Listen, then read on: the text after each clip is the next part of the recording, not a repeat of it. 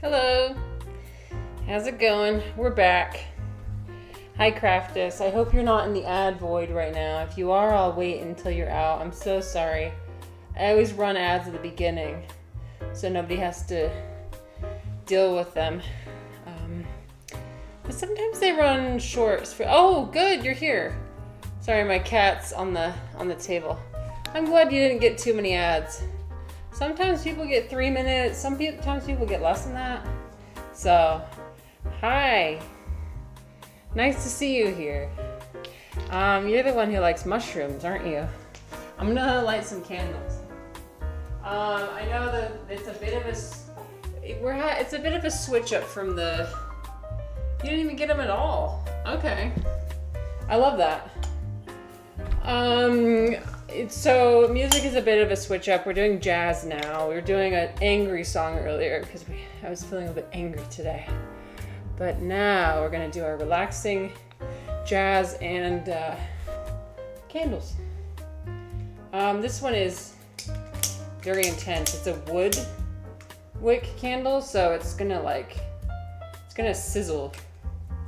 Here, I'll hold it next to the microphone so you can hear it. I don't know if you can hear that, but it's very intense. Woo! It's very strong. But anyway, I hope you're doing all right. We're gonna be playing Mahjong in real life because that's what I like to do. That's what we got here, with candles and just have a good time. I wasn't really happy with how my stream went earlier today. Yes, it sounds like it's very angry sounding. But you know what? I might not be good at that many things, but what I am good at is trying again. I'm good at trying again. And that's what we're celebrating today, is trying. Trying despite everything. So, yeah. We're gonna be playing Mahjong. Might discuss some philosophy. Sometimes we like talking about philosophy here. But we'll start with like some ASMR of the tiles hitting each other. So here we go. Also, my cat's on the table, so it's kind of, she's in the way. But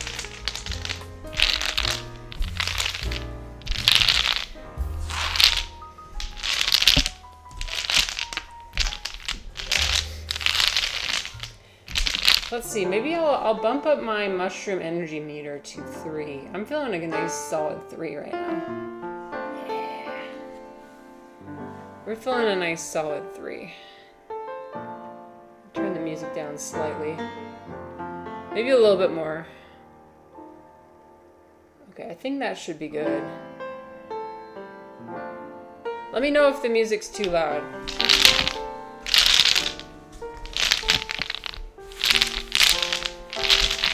Nope. But yeah, we played Mahjong earlier today. We're gonna play it again tonight, just because I'm feeling like it. You know, sometimes you have plans and then they kind of fall apart, and then you try again. So that's what we're doing. I went to hot yoga today, which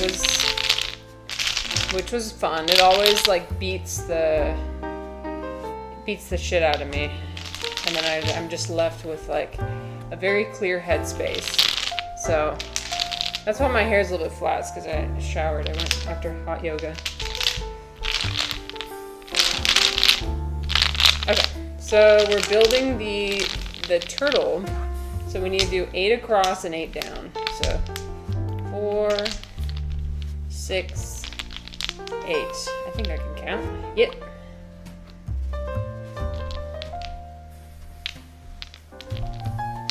But I hope that everyone's Monday has been going well. Yeah, mine's been alright. I'm teaching a class tomorrow, ESL class tomorrow, for the advanced class, so that should be interesting. We'll see. Oh, I don't like the fact that these two are next to each other. That's going to be a problem later. You have no idea how to play Mahjong. That's okay. Well, we're playing Mahjong Solitaire. So it's one player. This is the one that you can find on like Microsoft. I'm going to turn this down more. Okay. So you can find it on just on your computer and play it. But I also know how to play multiplayer. One of these days I'm going to play multiplayer Mahjong.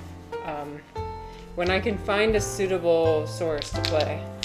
Because there's like, there is a game, but it's Japanese Mahjong, which I don't know how to play. I only know how to play basic mainland Chinese Mahjong, which is like the simplest version. When you start getting into southern China, that's when you start getting the really unique stuff. Like really difficult rules and things to remember. Okay, so let's see. We need one more. I think there's a version of it on the Play-Doh app. I bet there is. It's a pretty common game. Yeah, it's really fun to, for me it's really fun to play. I mean, so basically it's just matching. So Mahjong Solitaire is just matching tiles that look the same. You don't even have to know any of the numbers or anything. You just, if it looks the same, then you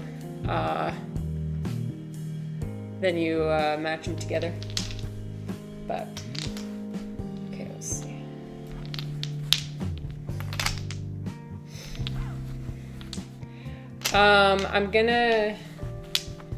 I think later this week I'm gonna stream my project that I'm working on, which is we're building stuff out of mycelium. So that should be fun. Hopefully that interests you. You seem like somebody who likes mushrooms. So we're gonna be building stuff out of reishi mycelium. By the way, this is not my normal stream time, so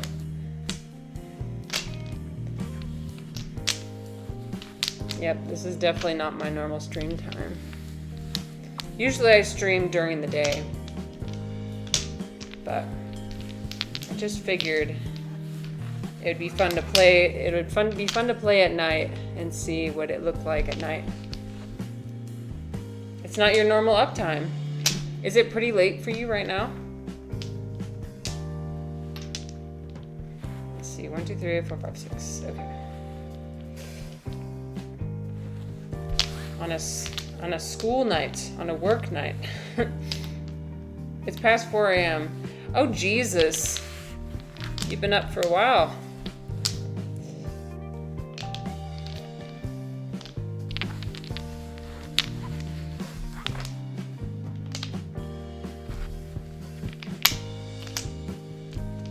At that point, would you say you're up late or you're up early? I guess you'd just say I've stayed up late. Well, I'd much rather stay up until 4 a.m. than wake up at 4 a.m. That's definitely my... Okay, I did something wrong. Wait a minute. 1, 2, 3, 4, 5, 6, 7. Oh! This is not supposed to be here. Okay. There. It was looking a little bit weird. Okay. So now we do 4 in the middle. And then we do 1 on each corner. And then we do, why does that still not feel right? I know how to do this. Wait, fuck. 1, 2, 3, 4, 5, 6. Oh, that's why. Okay. Hold on. It needs to be 8 by 8 and then 6 by 6 and then 4 by 4. Okay, now that's right.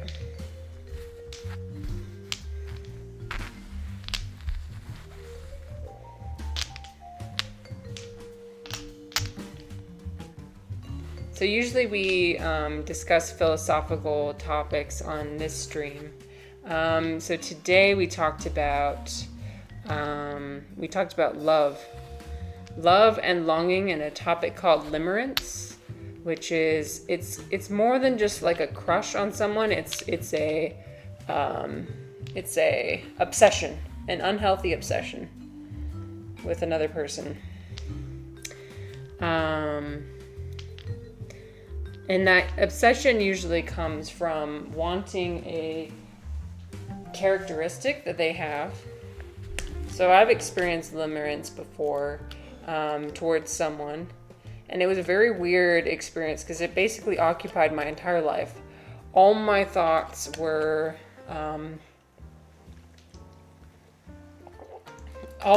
occupied by this person the entire day, every night.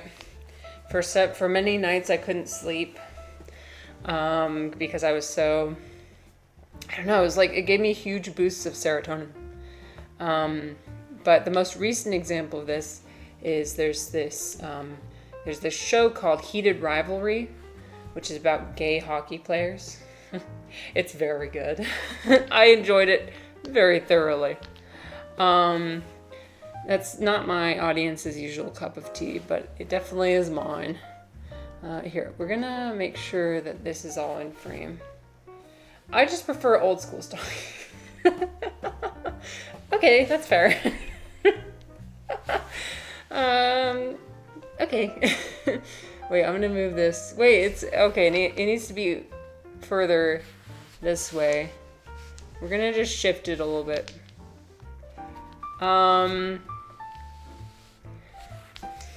Like riding your bike past their house. I used to do that actually when I was a teenager. We would like make up names for the guys that I liked. So like, and they were all based on food for some reason. So one of them, his name was Jelly Donuts. One of them was it was all like jelly themed. Jelly beans. And so my friends and I, when we were talking about them, we call them by their code names. And then I'd find excuses to like go by their house. I remember one boy I had a crush on in high school. I baked him a cake for his birthday, and then we like found a way to deliver it. And then I said it was my friend who wanted to give it to him instead of me, even though it was me who wanted to give it to him. Yeah. Okay, so the way you play is you match the tiles, and you can only move the tiles sideways, so out like this. And if there's a tile on top, then it's trapped. And if there's two tiles next to it, then that's also trapped. Oh, my cat is, hello. Hi, sweetie. Can I help you? Can I help you? Yeah. Can I help you? Oh, I'm sorry.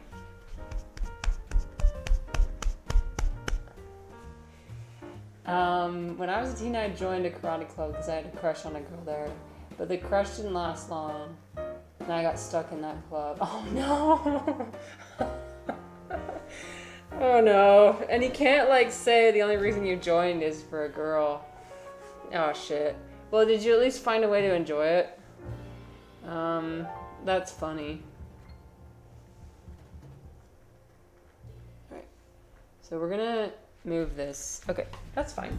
Please do not knock over my tower. So my cat's name is Toby.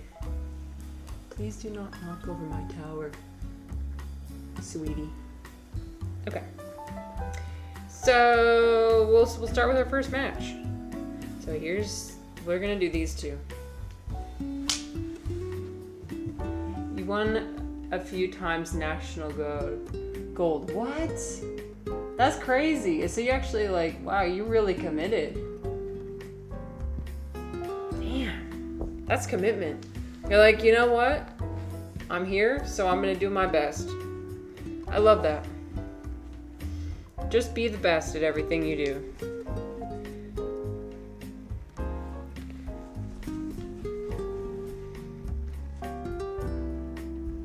You are so sweet. I love you. She's laying down right next to the... Look at her. She's so cute. I love you. You're special. I tell her I love her like 50 times a day. I don't think she hears me. I don't think she understands. She's just chilling. Yeah, you're just chilling, aren't you? One of your cats looks... No way, really? Gray cat? Yeah, so her name is Toby. So Tobi. If you've ever had sushi, Tobiko, like the little fish eggs, that's what she's named after. So she's a little fish egg, aren't you? You little fish egg. Okay, she's gonna keep us company as we play. She's gonna... Will you show me which one to do? Help me. She's gonna help us. Okay. Your cat likes to sleep on the microwave. Is it warm on top of the microwave? I know my cat always likes to sleep in places that are warm. Okay. We're gonna do... Oh, I'm so sorry. I poked you in the nose. I'm so sorry. What's your cat's name? Okay. Okay. Now she's gonna bite me. I'm sorry. I'm just trying to get the tile. I'm just trying to get the tile. I wasn't trying to invade your space. Cats are very territorial around their space. If you get too close...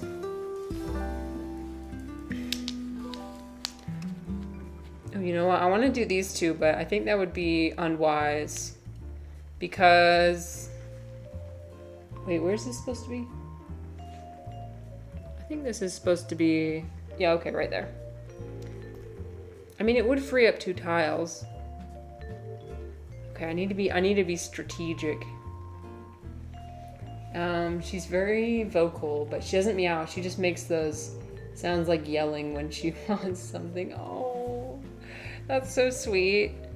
Oh my god, I love cats so much. Cats are all angels in my eyes. Yeah, you're an angel, aren't you? Even though she's probably gonna bite my hand. Here. Yeah, you're nice, aren't you? Does your cat bite? My cat bites. And it usually scares people off.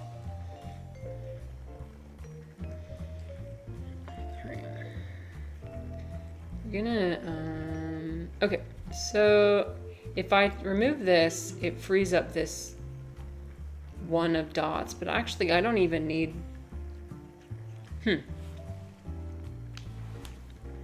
maybe we'll,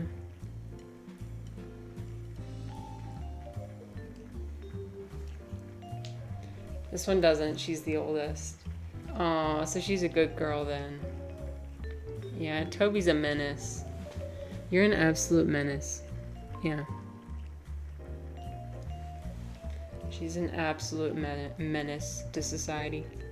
She doesn't like strangers. Strangers will come over and she'll scare them away. She's licking right next to the... Can you hear her licking? She's licking right next to the microphone. Oh my god. Okay. She's... just cat ASMR licking sounds. Let's see. 3. Oh, okay. We're gonna do these two.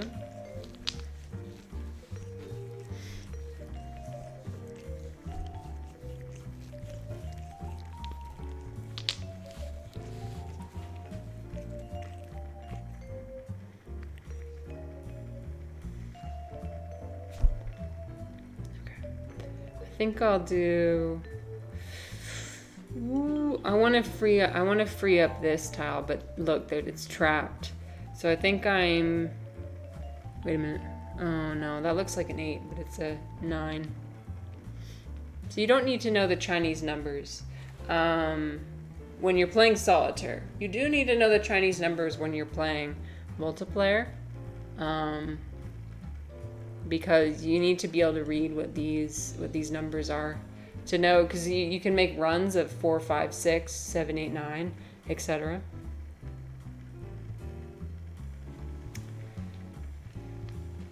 Her name is it Griutza from Gray with a female appellative. Oh, cute. I heard that if you end your cat's name with a vowel, that's a good thing, because the way that their ears are designed, they're designed to hear smaller prey, with higher pitched sounds. And so vowels naturally have higher pitched sounds. And so they'll be more likely to remember and recognize their name. So that's why we chose Toby, because she hears it and recognizes it.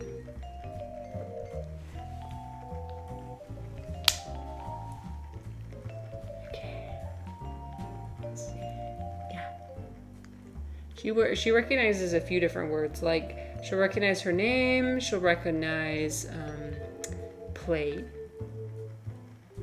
So if I say play, then she knows that she's looking at me. She's like, wait, is it time to play? No, it's not time to play yet. Not yet. Playtime is right before bed, so that she doesn't, because she doesn't sleep with us. So we keep her outside the door, not outside, but outside our bedroom. And so she needs to play before she gets banished. Okay, now the goal is to not get stuck, and I'm gonna try very hard this time not to get stuck. I think because we have Toba here as a good luck charm, we might not, but we'll see. The more tiles we can get off of the top, the better, because that means less tiles will be stuck underneath. So that's gonna be the aim. Okay, I'm just gonna go for it. I'm gonna do these tiles. We're committed now.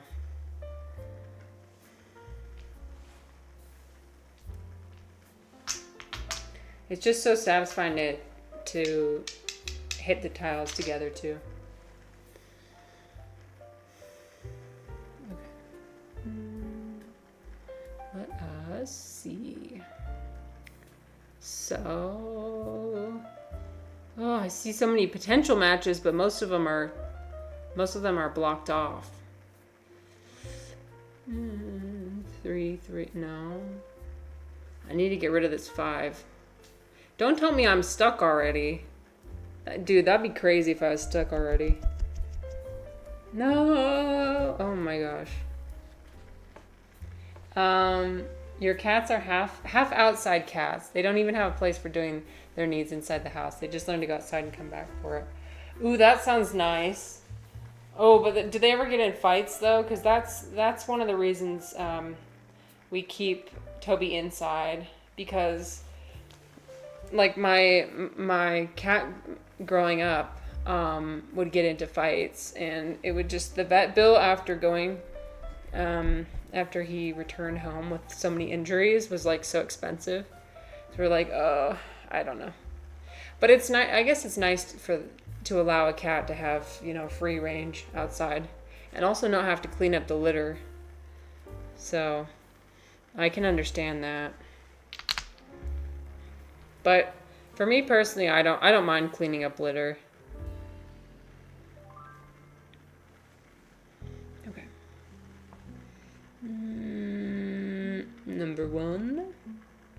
Number one is here. Oh shit. Okay.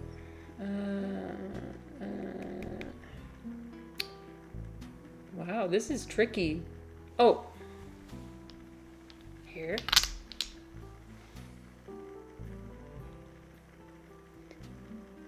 Hello, SX. You see two, is that Celio? 在哪儿? Where? What is the second character? I know the first character is S. Also welcome. I hope you're doing well. Is it this one? Wait, is there another one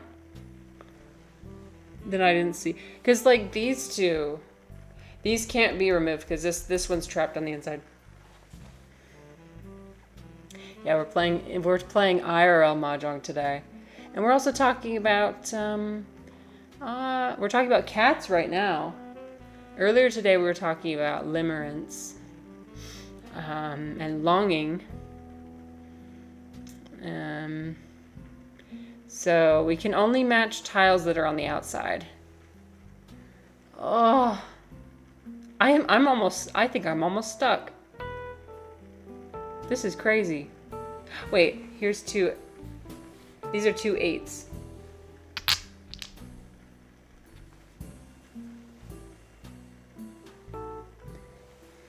Yeah, but if you've never played Mahjong before, this is Mahjong Solitaire is a good place to start to learn all the different tiles.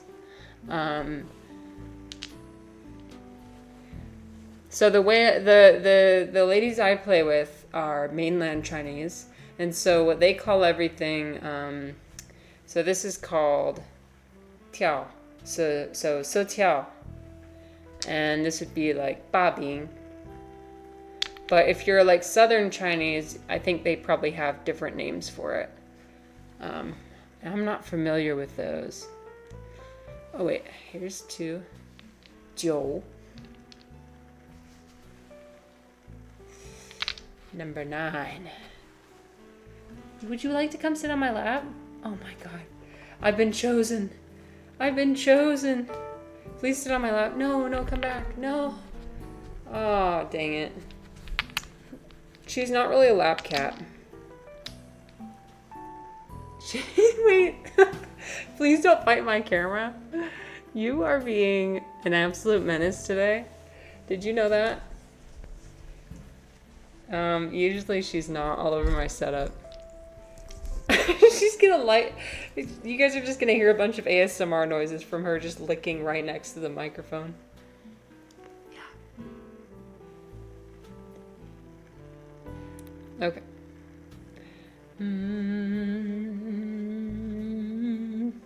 Wait, what's this one? Oh, wait, is this what you saw? Oh my god. I didn't see that. It wasn't, the other part was, blocking it.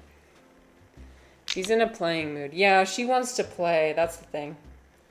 Okay, I finally found what SX was trying to communicate. We say to. Oh, to. That's what this is called? I don't know the name of this in, where I was playing in Yinchuan. I forgot. It might also be to. I'm not sure. But yeah. SX, have you ever played solitaire mahjong before? It's pretty fun to play with real tiles. I much prefer playing it with real tiles than just on the computer.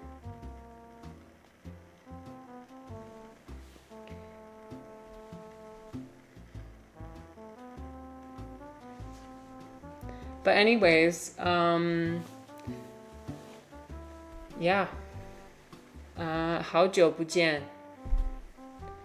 Usually I don't stream in evenings, so this is a little secret stream.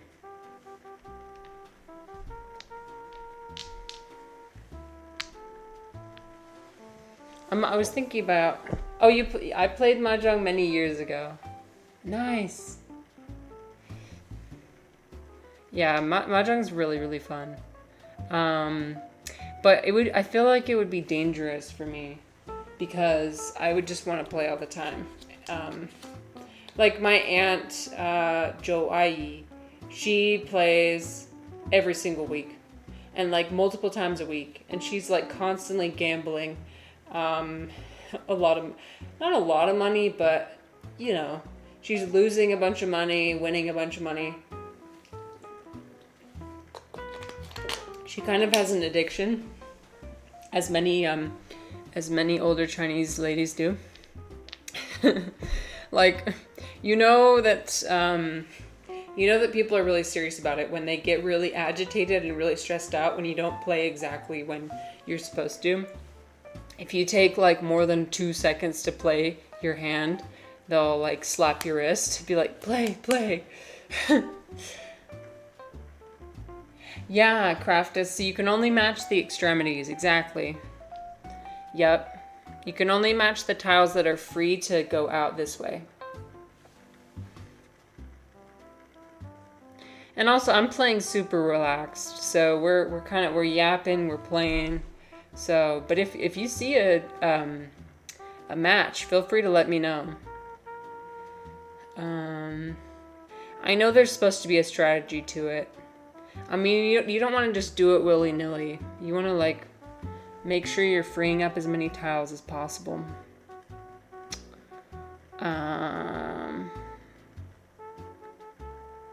That'd be absolutely insane if we got stuck already. Okay, focus. No, that's a number 1. Sichuanese like playing mahjong. Oh yeah, absolutely.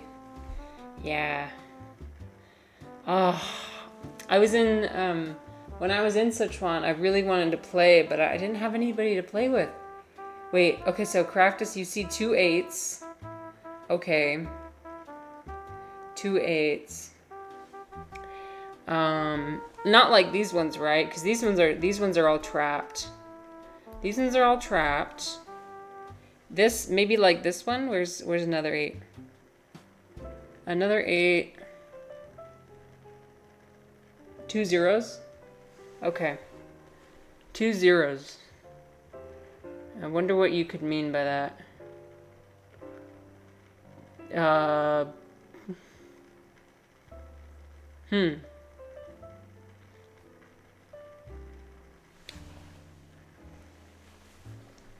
What color is it? Here, we'll start there. Does it look like sticks? Is it, what color is it? We can start with that. And by the way, if you don't want to, like, if you don't want to play, you don't have to either. Nobody's ever has any pressure to comment or respond. You can feel free to just listen and watch if you'd like. Okay, where I have 4 tiles first row on the bottom band, then 3rd row from the bottom on your left.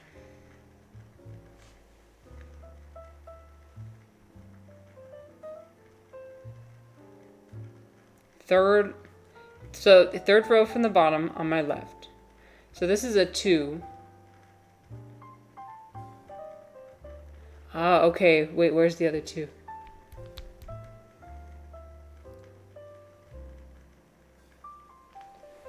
What? Wait, where's the other 2? I can't see it. There's this 2 here, but that's blocked. I don't. SX said 2. The one next to, oh, this one. Oh shit, you're right. Thank you. I was right in front of me. Thank you. And then SX said 2. Ooh. Wait, where's the ooh? Here's 1. Ooh. Where's the other one? Oh yeah. You're so right. Nice. Okay, so that freed up these 2. So we're gonna take those out. I'm also, oh, this is scary, you guys. The fact that there was only like 2 available ones. We might get stuck.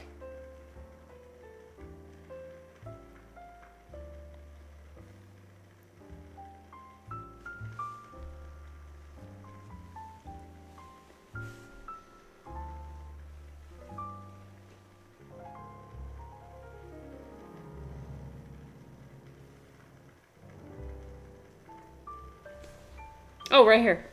Suqiao. Yeah. And then there's, okay, and then there's the, I feel like I saw another 3 somewhere.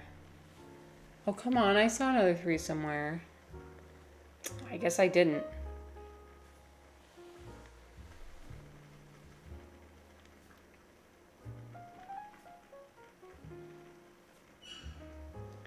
Huh. 7, 8, 1. Okay, now you're definitely gonna play it tomorrow? Oh my gosh, I love that. Yeah, you could play it on basically any computer. Yeah, you should. It's perfect for like really boring meetings. If you're in a boring meeting, a boring class, whenever I went to like, I had a lecture that I had to attend, like attendance was required, but I didn't really get anything out of the lecture. I would play Mahjong in the background. So, yeah. Oh my gosh, you guys, it's over. There's none. There's genuinely none. Crap, I guess we're gonna have to do it again. Okay, we're doing it again.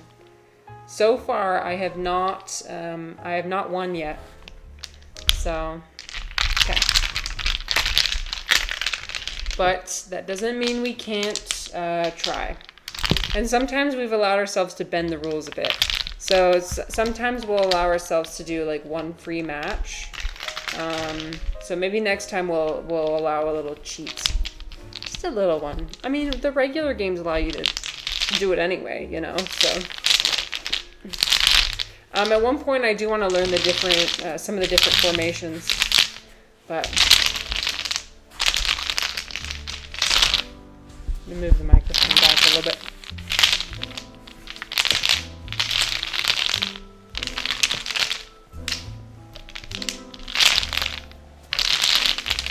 Okay, I gotta make sure we don't spill any on the floor. Oh, yep, as soon as I said that, one dropped on the floor. Okay.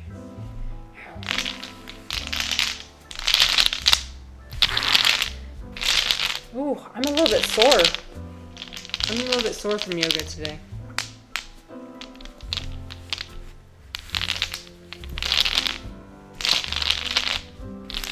Of course, Craftus, thank you so much for stopping by. You should definitely, yeah. I mean, I won't tell you what to do, but I think that's a good idea. I hope you sleep well. It was nice to meet you. And I hope that later on we can have discussions about mushrooms. Because I don't know about you, but I enjoy, I've got my mushroom foraging book. I'm a mushroom forager in training. I have a more than healthy obsession with mushrooms. So.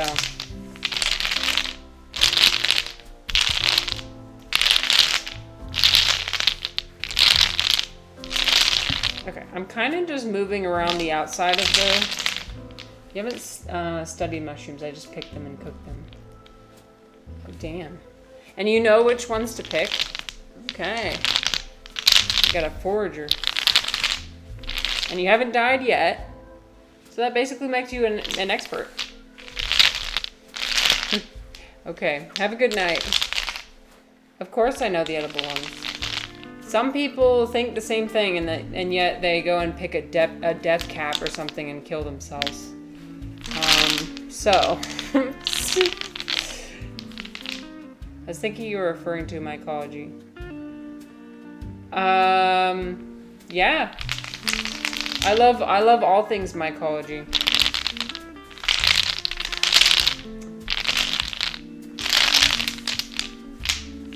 I love edible mushrooms. I love non-edible mushrooms.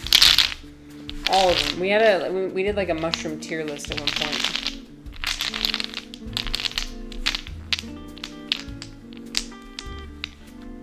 But anyway, I hope you have a good night. Okay. 1, 2, 3, 4, 5, 6, 7, 8. So 8 across, 8 down.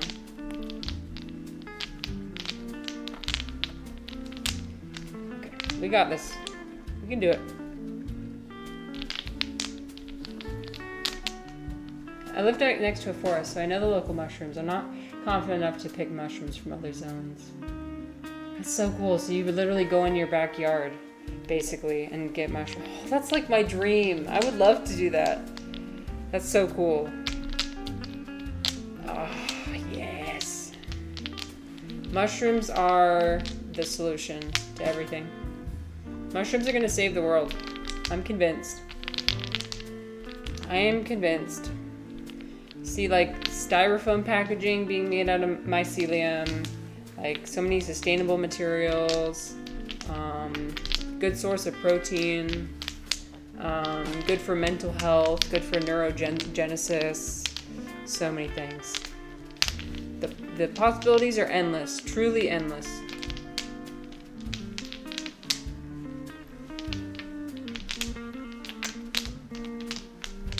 Maybe one day I'll become a mycologist. Oh, that would require me going back to school though, which I don't know if I have it in me. I don't know if I have it in me to get more education. The education I've gotten so far has not been sufficient. Not been sufficient to meet my goals. Mushroom data storage. Sounds weird, but I read in university these types of projects in IT. Mushroom data storage. Ooh. That sounds fascinating. Dude, I mean, mushrooms are showing, like, they show capabilities of, like, decision making, like, different forms of communication that, I don't know, they're just super unique. There hasn't been enough research about them. So I hope in the future, people will just continue to do more and more.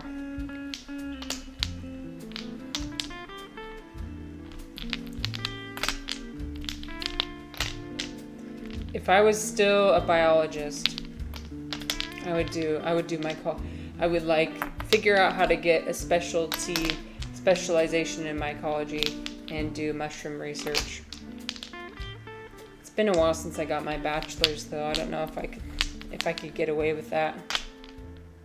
I love the fact that they're neither plant nor animals, different reign altogether. I know, right? Yeah, I know. They're special.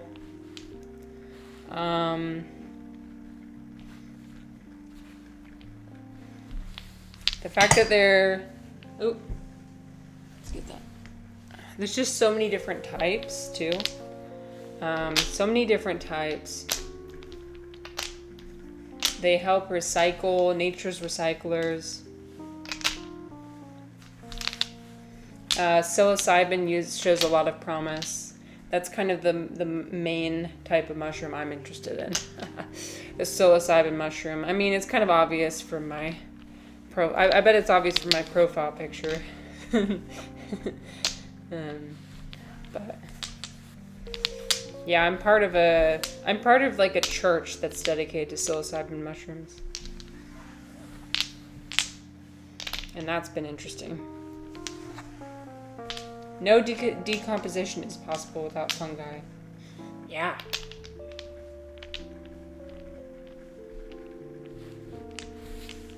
Yeah, the fact that they're able to turn like something disgusting like compost or poop into something edible is freaking awesome.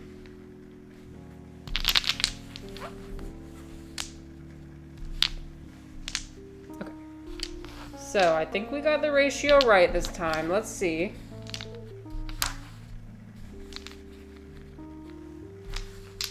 Yep, I think we're right.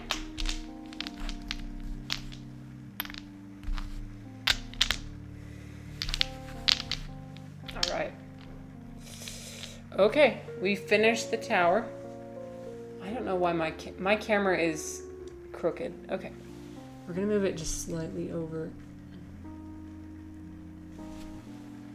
That's as non-crooked as it's going to be. It is what it is. At least all the tiles are in the frame. That's mostly what I care about, is that all the tiles are in the frame. It's just my camera is like, in order to move everything. It's fine. It's fine. Okay. So, let's start. And I wanna work from basically the top down. That would be the best strategy. I always get super eager with these corner ones and these outside ones that I get too excited. Craftus said there was a time when proto trees just died and fell on the ground for millions of years because fungi didn't exist yet. Have you seen the pictures of like the giant fungi? I forget what like they're basically like tall, really tall columns. Giant.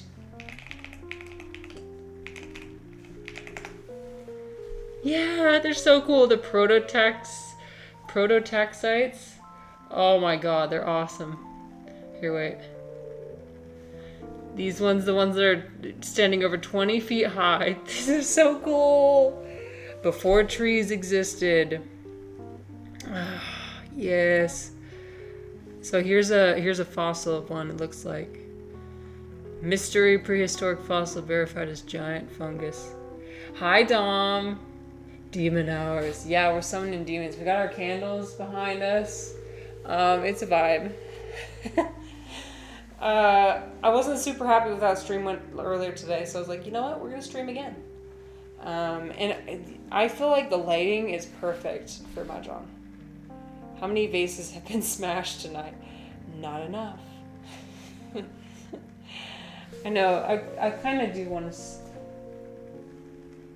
I want to go. Well, so here we have places you can go and like smash vases and smash glass plates and everything. I'm tempted. I'm tempted to go to one of those places because I'm angry. Angry. I'm listening to my angry hippie music. That's what we played in the beginning. Was Lenny Kravitz. That's my song I've been playing over and over and over again and just like crashing out to. Smash up a car. Yeah, we're feeling angry. Wait 1 second. Angry.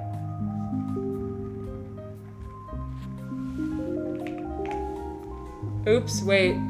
Don't play audio. Okay, there we go. It almost played the audio.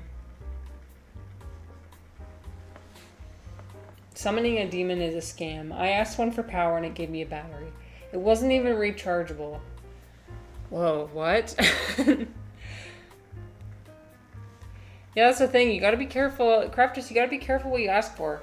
Like, you gotta be really, really precise.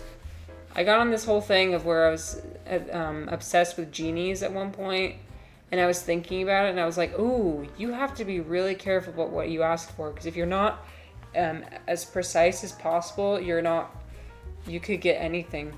If you have a genie who's kind of a bad actor, does things in bad faith, then they'll find a way to not give you what you want.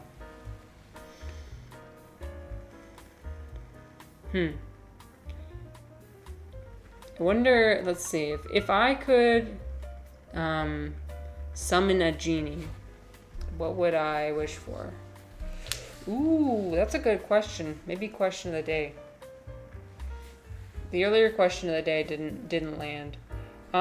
Let's see. If you could have 3 wishes, what would you wish for? Oh my gosh. I'm gonna get lost on that question. I don't even know. I think I would wish for... I would wish for a feeling of contentment. Well, not contentment even. Just like a feeling of satisfaction with my accomplishments. Or I would wish for a voice to come down and tell me what it is I'm supposed to do with my life. Yeah, basically become enlightened. Yeah, become enlightened. That's a good one. Tell me, what is my purpose, genie? Just tell me the answer. Congratulations on your free lobotomy. Oh my god. No, that can't be the only way. Oh god. Well, it's not even like an end result I'm trying to achieve. I'm not trying to achieve any sort of end result. I'm trying to achieve a mindset. I'm trying to achieve a mindset that's consistent. You know? That regardless what happens to me, I'm gonna be okay. You know? Like a mindset that where it's like, I don't get caught up in stupid shit. It doesn't matter. And then I have perfect confidence in my abilities. And that the voices in here can actually be nice to me for once. That's what I would wish for. Just ask for omnipotency. Just knowing everything. Knowing everything. What? Okay, oh no. But like, what if there's not an answer to be had? So if there's not an answer to be had, even if you are gifted omnipotency, and then you realize there's no answer, then what do you do? You're like, oh, okay.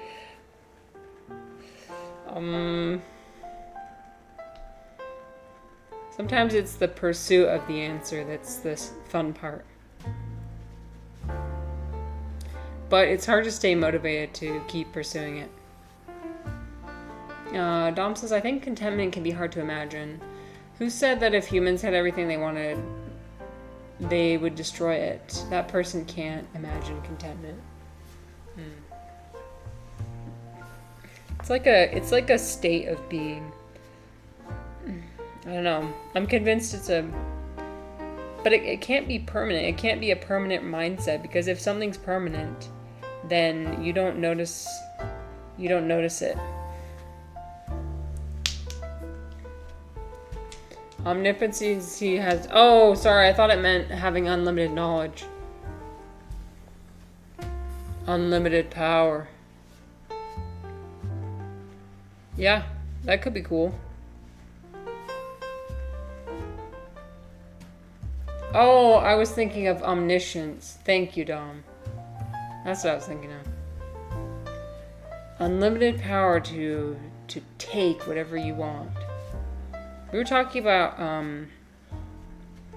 is this supposed to be on here? Dude, I don't know. Is this supposed to be here? We're just gonna say that both these tiles are trapped. I have a feeling some of the tiles shifted. It's fine. It's fine.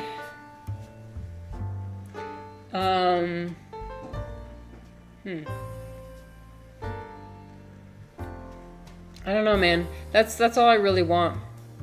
All I really want is just like to know what to do next. That's all I want. To know what I'm supposed to do.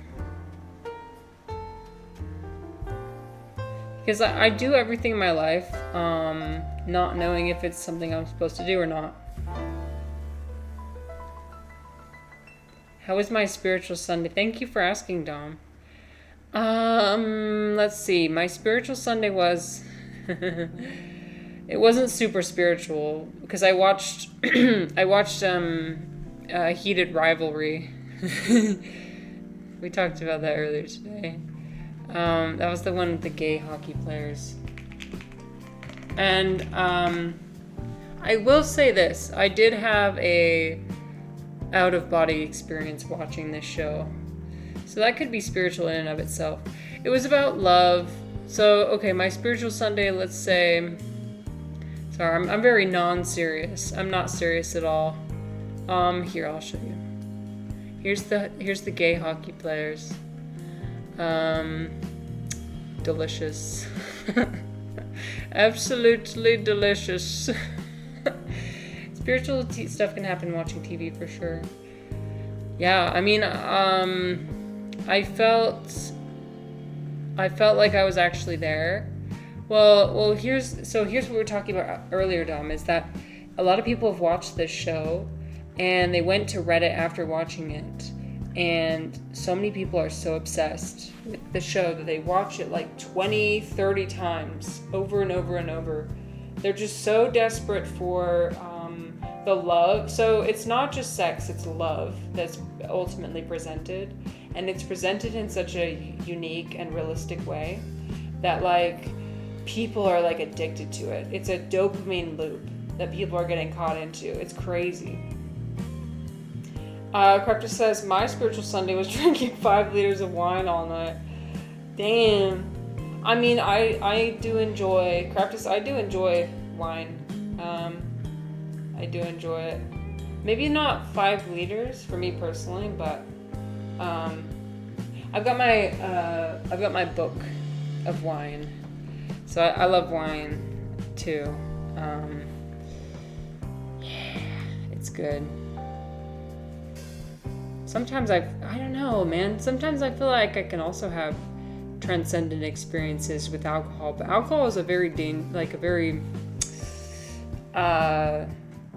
it's very easy to not have the situation you want to have. Maybe in the very beginning, in the beginning stages, but as you continue drinking, it gets harder and harder and harder to control your experience. And so that's one downside I perceive with alcohol. Dom says, have you heard of super stimuli? It reminded me of what you're saying. I haven't heard of it. Tell me more. We evolved with limited stimulus, and now we can create stuff that's too jam-packed. Literally, I was talking about this, Dom. Oh my god, why? I feel like you can read my mind sometimes. It's crazy. Everything is too stimulating. Absolutely. What happens when we are just constantly stimulated to the maximum all the time? Regular shit is boring. And it's not just boring, it's disappointing. Because boring is one thing, but like, feeling an intense depression after what? So, like, people are like unable to sleep. People are, their relationships are being impacted. They're not going to work. They're just like constantly thinking about this. I've been in this state before, not with this piece of media, but I've been in it with other pieces of media that I've consumed that they've been so all encompassing. And it goes back to the idea of limerence. Which is, it's displaying to you a characteristic that you want, whether it's a personality trait or a lifestyle that you want so desperately to have.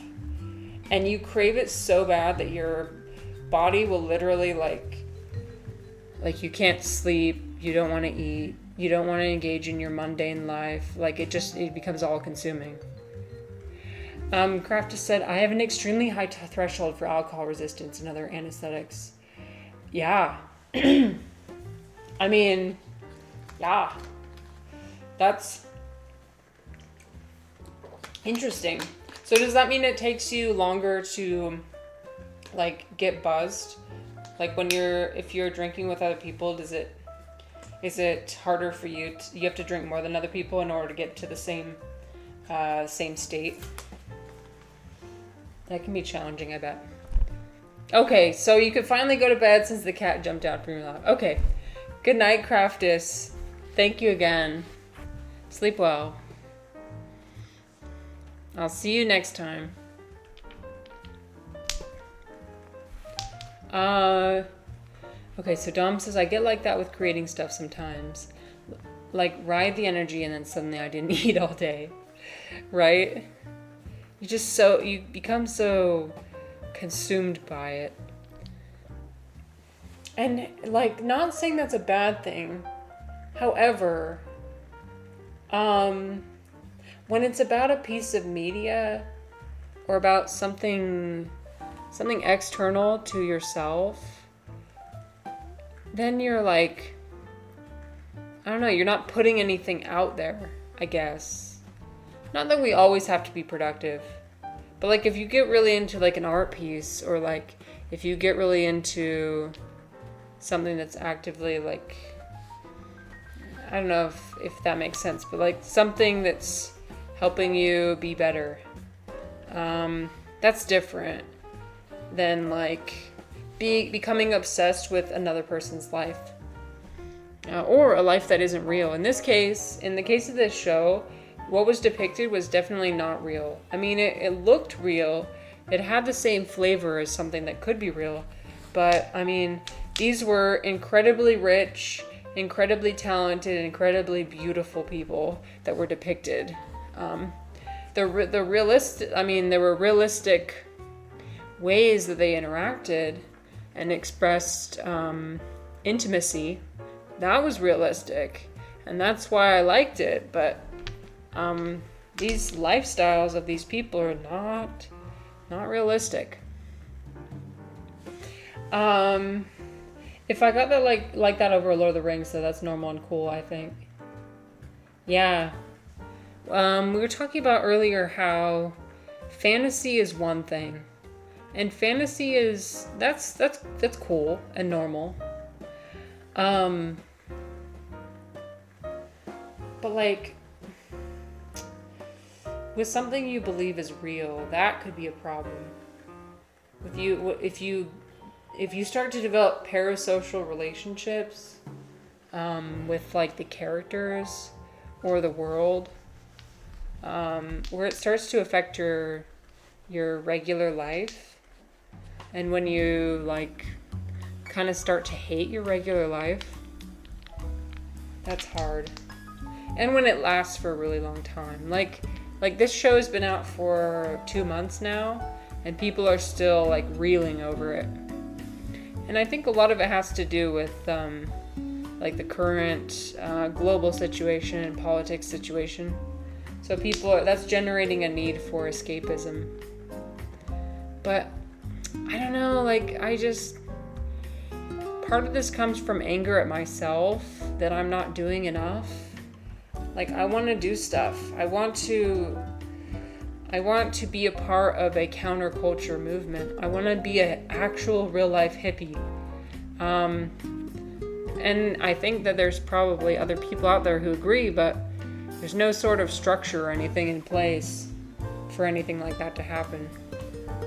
I'm in like these like new age spaces, like trying to get involved with like spiritual spaces and everything, and trying to scope out and see, hey, is there anything going on? And I'm coming up with almost nothing. Like, people are pretty content kind of where they're not content, but like they're not as fired up as they probably should be. So I'm just wondering, how much is it going to take? How much anger will it take? Structures can go wrong. Yeah, often. Okay, yeah, that's fair.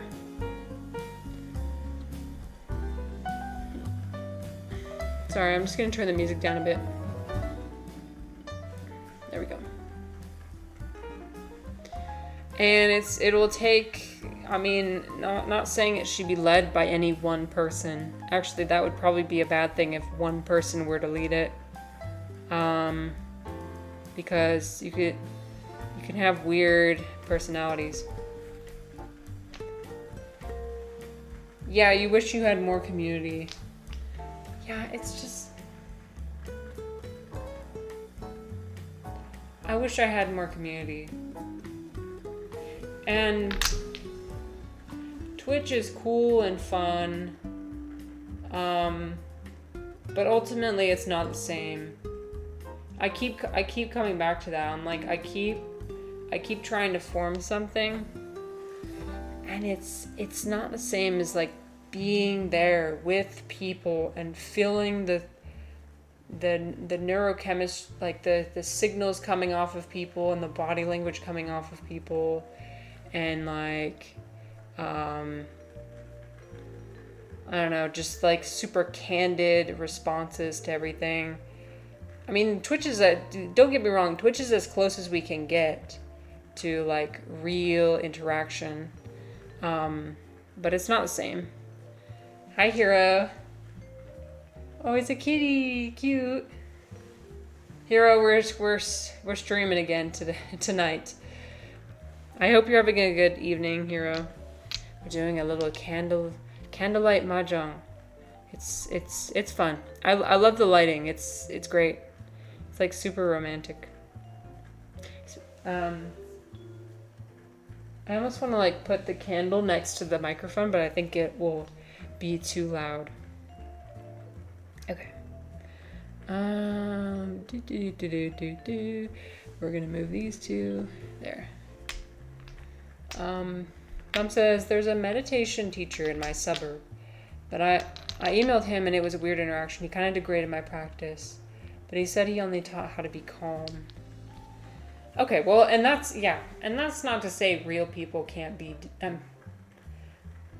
you know what I mean? I know that you're real people. I get that. People in your real life interactions. Not to say that real life interactions can go right all the time. You still have I still have plenty of negative interactions with people, and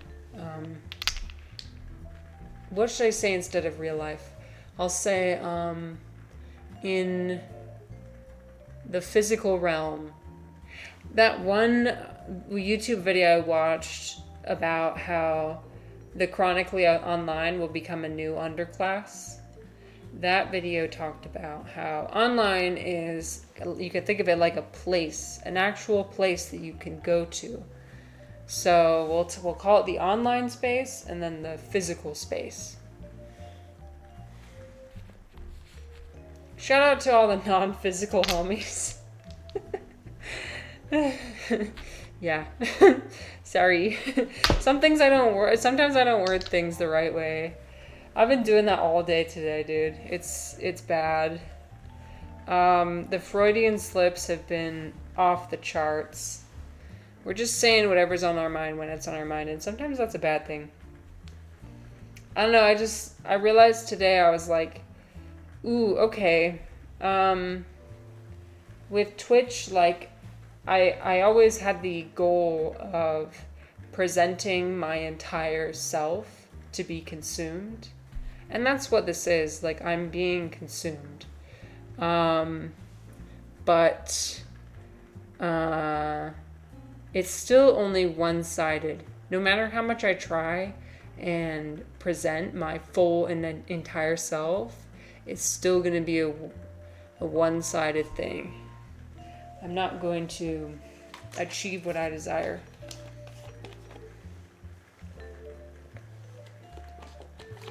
But I also shouldn't be I don't think we should be addicted to human connection either. There needs to be a good balance. Not saying you have to be completely alone. Did my music stop? Okay, it's playing.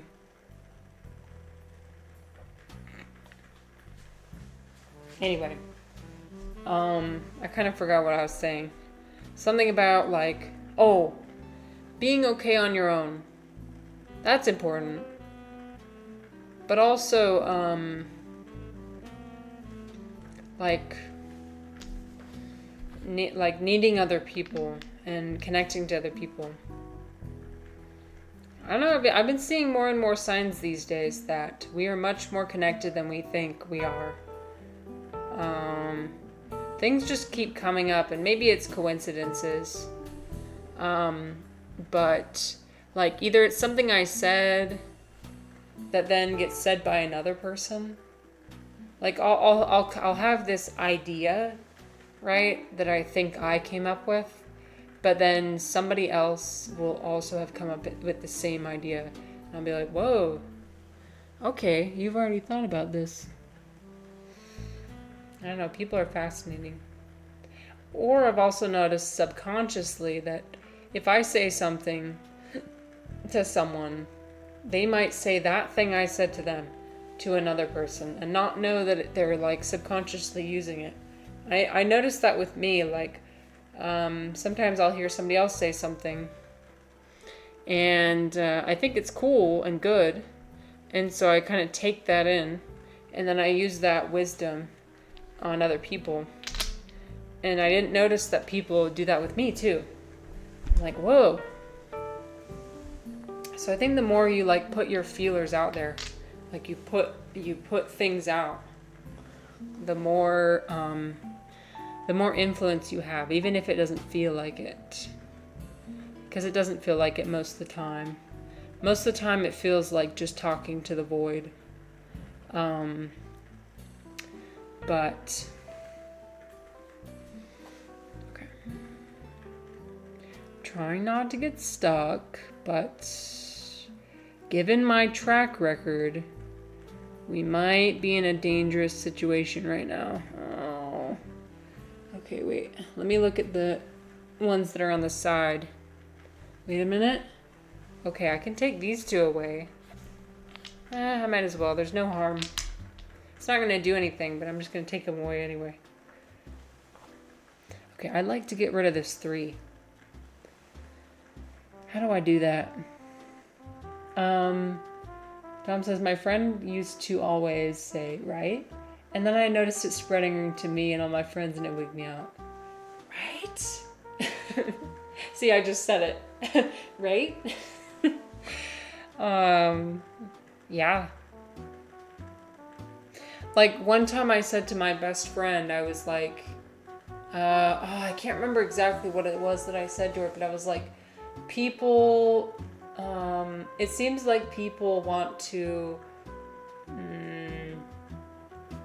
hurt you so much because you're honest, because you speak the truth. And I think that was so profound to her, she hadn't realized it, that I heard her talking to another one of our friends, and she said, people say that I'm too honest, and blah, blah. Like, she quoted me, basically, not knowing that I would know about it. I think it's really interesting. I'm not, like, taking it and, like, patting myself on the back. I'm just saying, like, I think people, they take on to what you say so much more than you realize.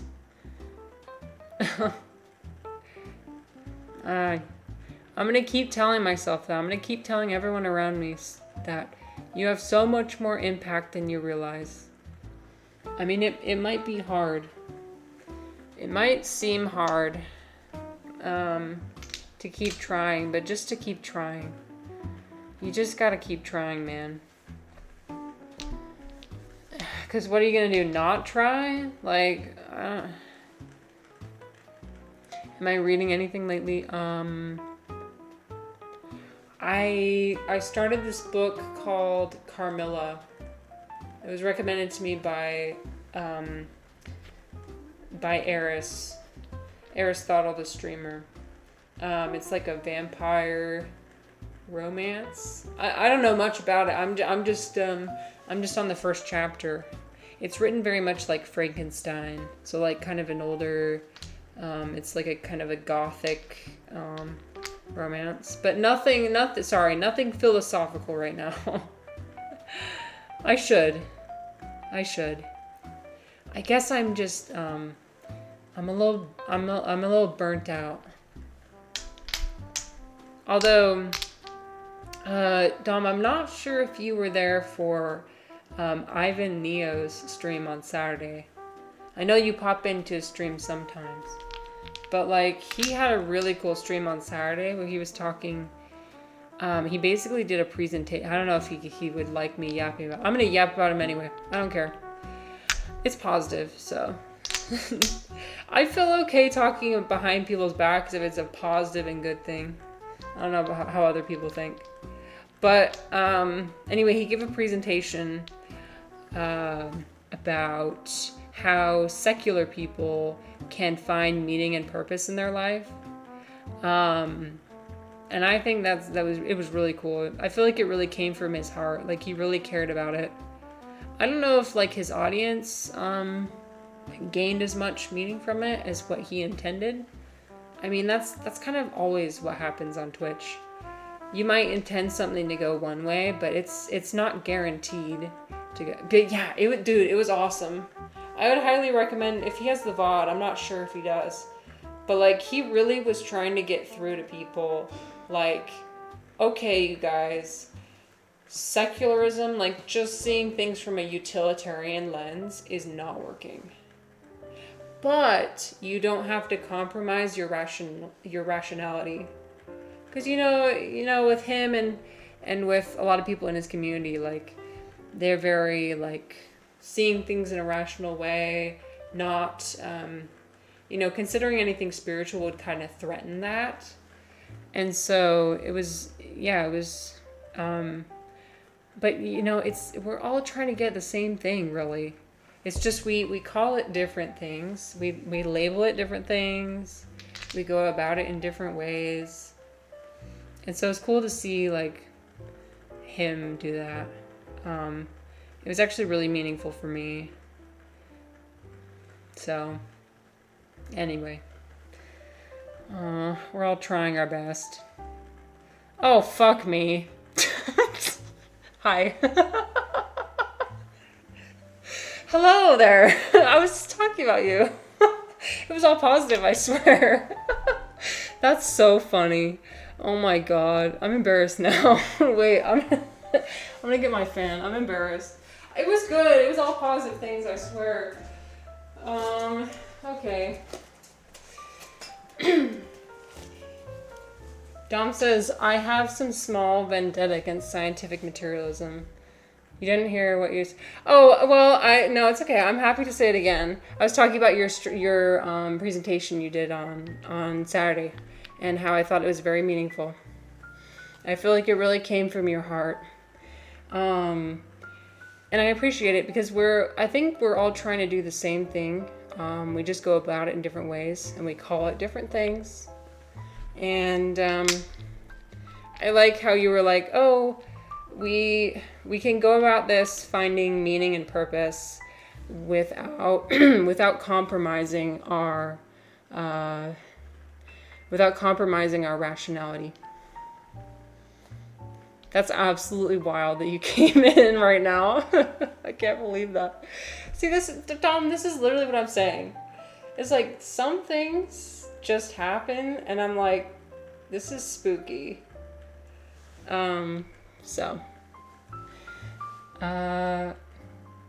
Okay, so Dom has some small vendetta against scientific materialism. My friends were quite patronizing when I got into all the stuff I'm into. But I do love it. It was for me for a decade. Yeah. I get that. Sometimes it can feel a little bit patronizing when people are very firm in their beliefs. Sometimes the way people talk about spirituality and kind of the more, I don't want to say woo-woo, but I don't know. I don't know about good words to describe it. It rubs some people the wrong way. And that can sometimes feel a little bit like, I don't know, patronizing, like you said. So anyway, Ivan, we're playing Mahjong right now. Mahjong Solitaire. We are trying our best not to get stuck, but we'll see. So far, so good. Oh, good. I'm glad you're having a good Monday. It's still Monday, right? Yeah, I think so. Yeah, it's Monday. I got a class I'm teaching tomorrow, so that should be interesting. I haven't even looked at the lesson plan yet, so... I like to just show up and kind of wing it. There's some bad actors in every camp. Yeah, absolutely. Absolutely. You just gotta find the good actors.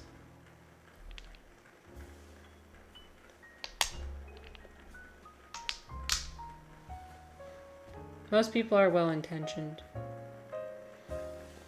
Yes. Most people are well-intentioned. There's just a few very, very loud people that makes it feel like they're not. But like the everyday person is usually a good actor that just wants the best for themselves, their families, doesn't want to make too much of a stir. I'm building a wall with all the... Can you see the wall? Here, I'll show you. Here's the wall. I'm building a wall out of all the collected tiles. Okay, it's gonna happen. Okay, here we go.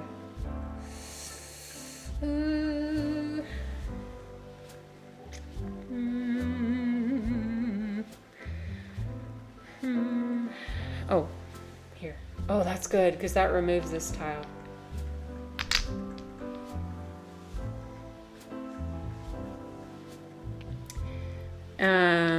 Let's see. So we already yapped about our gay figure skaters enough. I need to find more people to... Yeah, it's the Great Wall. Exactly, SX. I built a little chong chong. Yeah.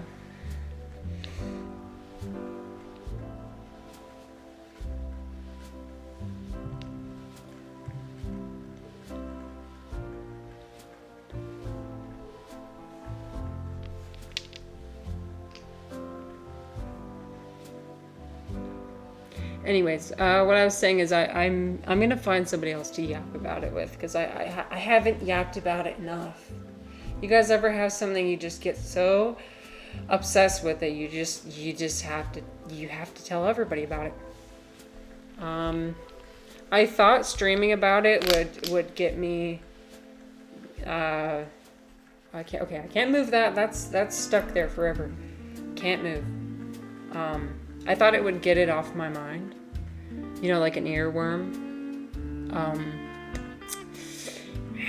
No, I just need to obsess about it more. That's the solution. The solution to a dopamine, a dopamine loop is to not seek another dopamine loop, but ride out the current dopamine loop until its natural conclusion. Because people are going on the Reddit for this show. So the show we're talking about is Heated Rivalry. And they're asking, where can I find more? Where can I get more about more books like this, more stories like this? I don't think that's the right way to go about it. Like, if you're just looking for more stimulation, more replication. I mean, the people have watched this show 20 times. Thank you, SX. Okay, where is it? I was yapping too hard. I didn't pay attention. One here. Wait, where's the other one?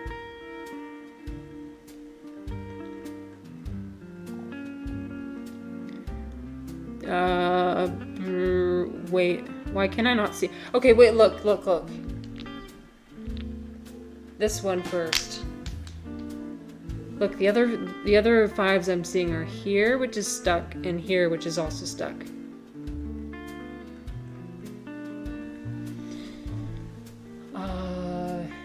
Have I said before I'm on the spectrum? Yep, I am. What makes you ask that? I'm just kidding. Oh, the hyperfixation. Oh yeah, absolutely.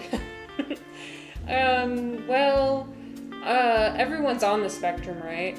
But I do think that I'm further down on the spectrum than many people.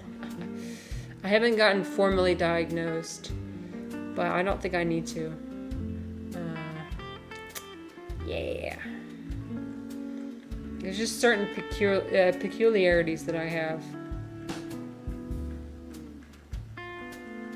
That was really fascinating, though, when I took that narcissism test and I scored really high. Like I said, I feel like I can get diagnosed with almost anything if I try hard enough. Just try hard enough. Yeah. I truly feel like I can wield my own neural, what would you call that? My own neurochemistry to pursue any sort of mental illness that is possible. Dom has the pattern of pursuing one thing for a few years at a time, then move on to something else. Math, then music, then meditation. I tend to do that too, except with shorter periods of time. Usually like 6 months. 6 months? Well, no. I mean, every job I've had has been like perhaps a year and a half. I think the longest I had a job for was, I want to say 3 years? Yeah. That's the longest I've ever had a job. For like one job. I've worked for like 10 years of my life so far. But just so many different jobs. I just get bored. I just get so bored. There's nothing to do. No growth. But yeah, so your current thing is meditation. Do you think you'll ever move on from that?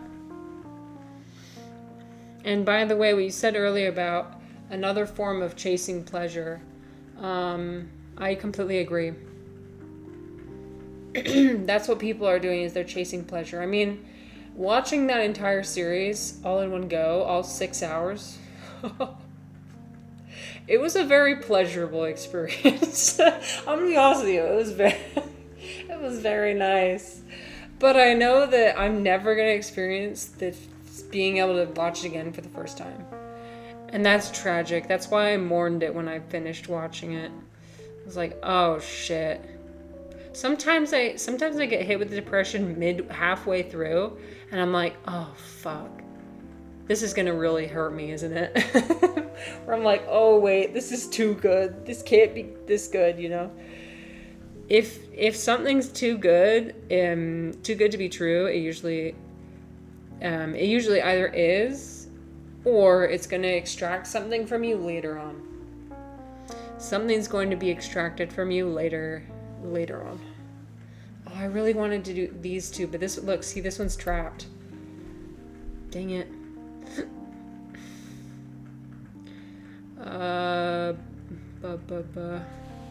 Okay.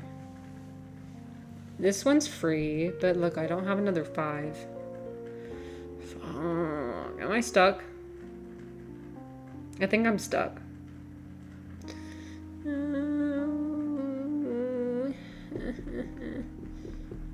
Not again.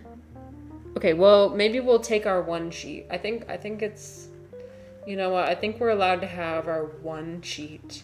So we're going to be able to take 2 tiles from anywhere on the board. That's what Microsoft lets you do, so that's what I'm going to do. Okay, so which ones? I am going to take this one and this one. That was probably short-sighted, but you know what? Whatever.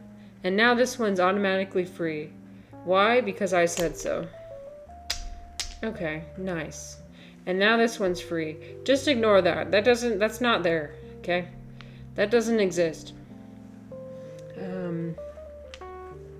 I think that only delayed my problem. Yeah, okay. I'm still stuck. No. I hate it here. I hate it here. What is wrong? I don't know why I can't finish this game. Oh. Wow. Game over. I know. No. I'm so pissed. Urgh. All right. I guess we're doing it again. Doing it again. Just because we like suffering, I guess. Suffering for suffering's sake. Dom says, I don't really like to predict the fixation. I am just a slave to it. Okay, like in retrospect, you like looking back. A lot of life is just pursuing pleasure. I absolutely agree. Oh, frick. Okay. I dropped one of my towels on the ground. Yep. A lot of life is pursuing pleasure. And, I mean, that's normal and that's okay. It's just, you have to be mindful of, like, what are the trade-offs? And I'm learning what some of the trade-offs are, and it's not fun. It's not fun to learn. It's not fun to learn things. I always like to learn things the hard way. And then that leads to more suffering, so that's great. Okay, this time we're going to make them really, really good. Okay. They're going to just be, look, no 2 tiles are allowed to be together. I know that's not technically random. Like, random could be like 3 of the same tile and then whatever. I want fake random, not real random. I want fake randomness. Give me my fake coin flip random, please. Like, I get so pissed when I roll a dice or like flip a coin and it comes up with the same thing over and over. It's like, I know that's not how randomness works, but in my mind, intuitively, I'm like, there's supposed to be a different number here.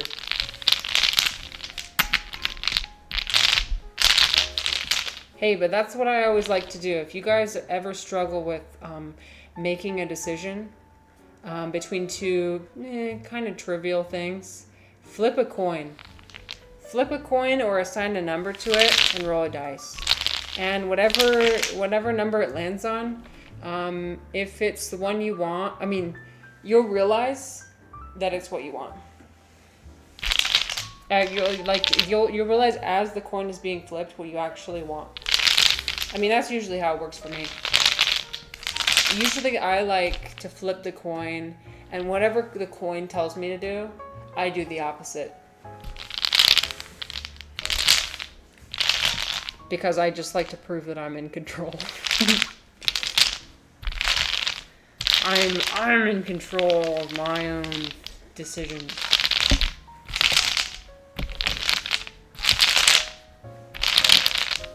I leave things up to chance and up to fate, and then I say, fuck you, fate.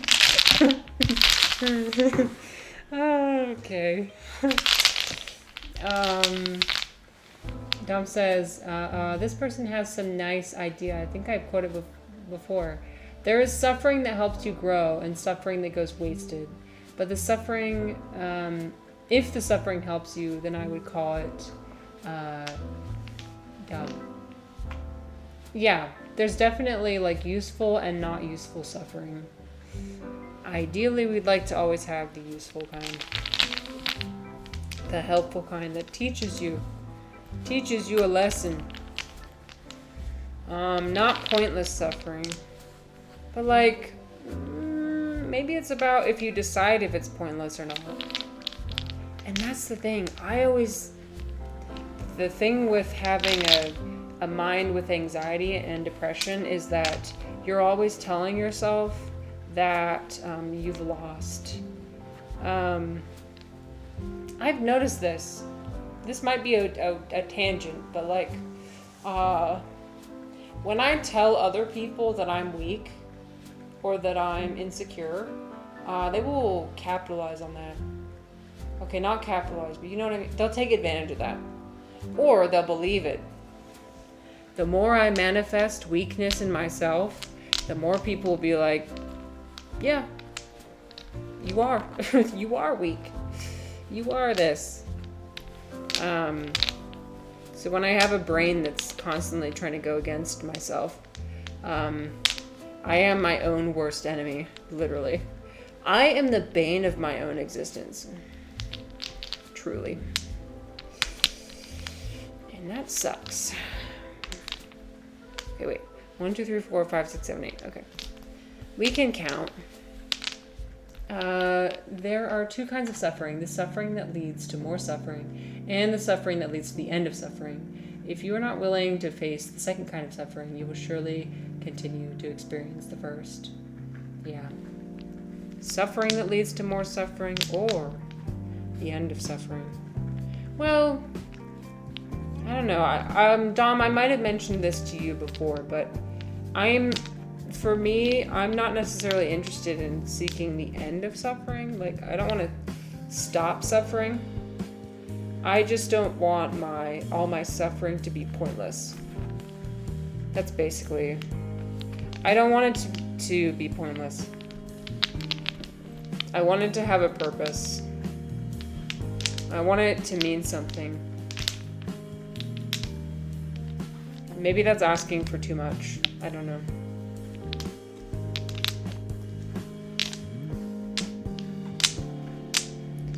Okay, 1, 2, 3, 4, 5, 6, 7, 8. For sure. Oh, I'm glad you understand. Yeah, you always seem to understand. By the way, I really liked your new song that you came out with. It's really good. You guys should go check out Dom and his music. Just came out with a new song. It kind of makes you feel like you're floating through space. I know it has space in the name, so it kind of like preconditioned me to think about space. But I ended up thinking about space. I don't know what your intention was, but like that's what it generated for me.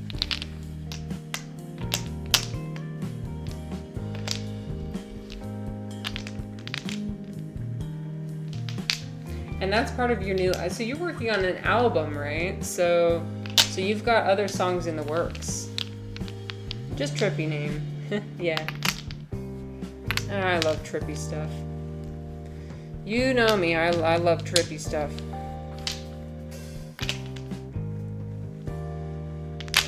There's this woman that really intrigued me that I was talking to on Sunday. She's talking about how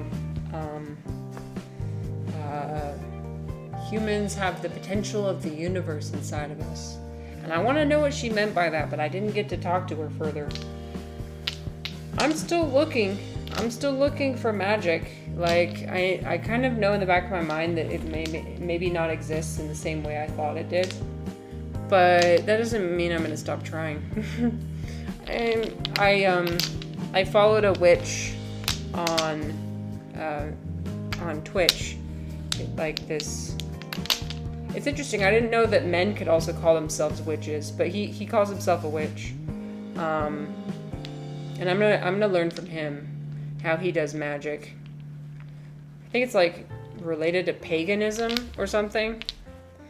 Anyway, we're gonna see. Doing some investigations.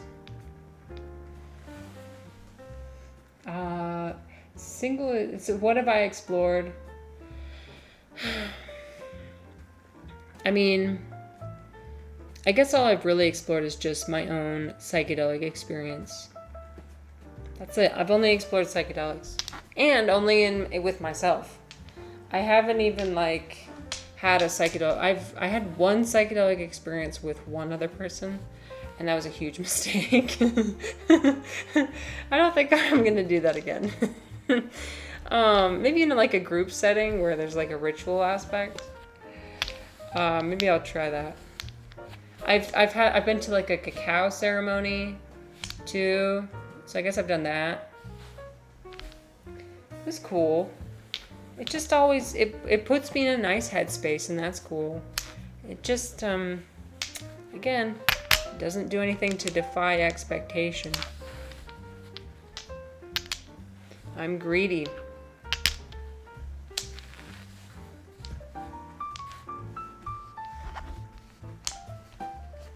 Okay. I mean, I explored, I think I mentioned this already, I explored that book because I asked my brother-in-law, who's a Falun Gong practitioner, and he sent me the book that was basically the Bible for Falun Gong, and it was the one where I read the founder. Well, no, not I think it was written by the founder.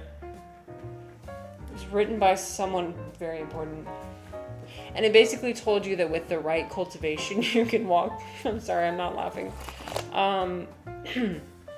With the right cultivation, you can.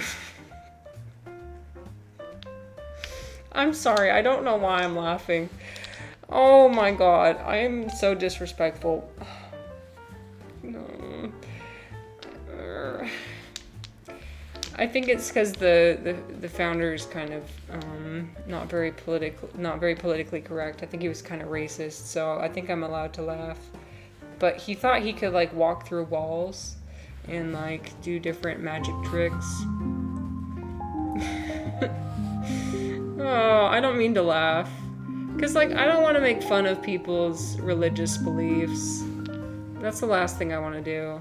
But I guess I know in the back of my mind that this particular person was trying to lead people for his own financial gain. And so that kind of opens him up to a little bit of ridicule, in my opinion.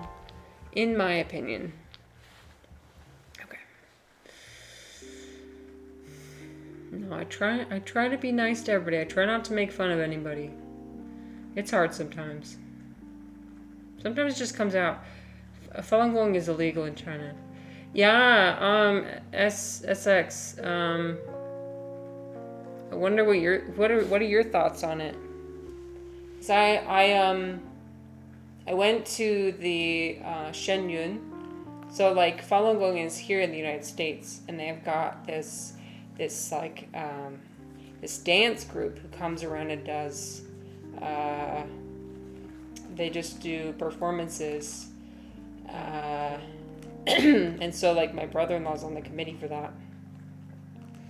And I went to, every time I go to see their shows, it's always a very unique experience. It's very political. And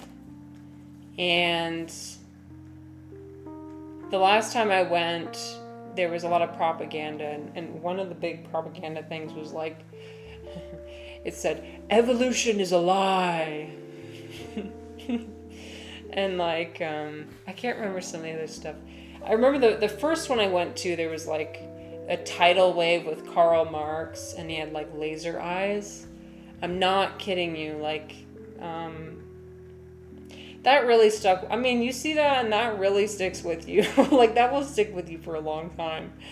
And I shouldn't laugh, but it was the strangest thing I'd ever seen. I was not you see the here. You think that it's just gonna be like, oh, Chinese dance, that's cool. You think it's gonna be like that because you hear, I mean, oh yeah, it's nice, China before communism, and it's you know, you got the beautiful backdrop and the beautiful dancers, and they're very talented.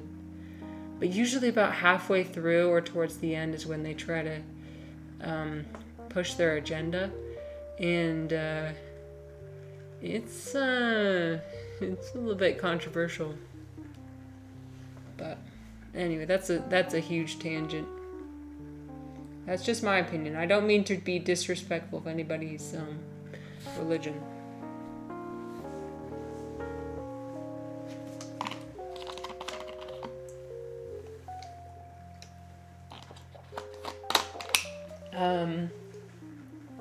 Dom was reading about Tibetan mythology. There's a lot of story. Oh, wait. You said, for me, I think of a lot of New Age stuff is betrayed by its modern exponents. And really, most of these subjects have huge history that would need to be divvied into. Because we were really just exposed to one time in culture's idea about it. Well, I don't know if this is what you're getting at, but like, yeah, like, a lot of the New Age stuff these days is pretty superficial. And that works for people. You know, like the people go to yoga, and it's not really yoga. I feel strongly about yoga because I really it's a really important part of my spiritual practice. But like people like do yoga just as a form of exercise. And like also to show off to their friends that they do yoga. But like actual real yoga is about like literally entering a flow state and like learning how to like constrict your diaphragm, and learning how if you compress your body and then expand, how you can actually like you can generate a lot of really cool neural experiences, and like how you can achieve really sophisticated use of your body and like achieve a meditative state while you're moving, and how it can really help you like it's not the exact same as meditation, but it can get you close to a meditative state. Or like, you know, with the crystals, or like with the people who throw around the terminology of like energy and aura and you know, and you know, that's fine if you want to believe in that, but it just doesn't. It feels a little bit superficial to me that we're not delving any deeper than just like. I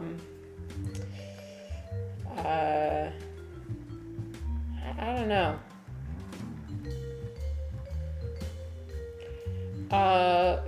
Okay, so you said, I was reading about Tibetan mythology, and there's a lot of stories about monks debating. And then one of them walks through walls to prove they are more advanced. And they win. Yeah, that's a good way to win a debate. Holy shit. Well, here's why I laugh. Okay, because the book said you can learn how to walk through walls. However, this is not a power you should be bragging about. And it's like, okay, then why are you writing about it? Why are you writing about, like, and bragging about the fact that I can walk through walls? And then telling other people, hey, you're not supposed to let anybody know about how we can walk through. You know, it just feels like kind of hypocritical. Because it seemed like that was kind of what the writer of the book, and I believe it was the founder, I'd have to double check. That's kind of what he liked to do, is just kind of brag about the powers that he received. And I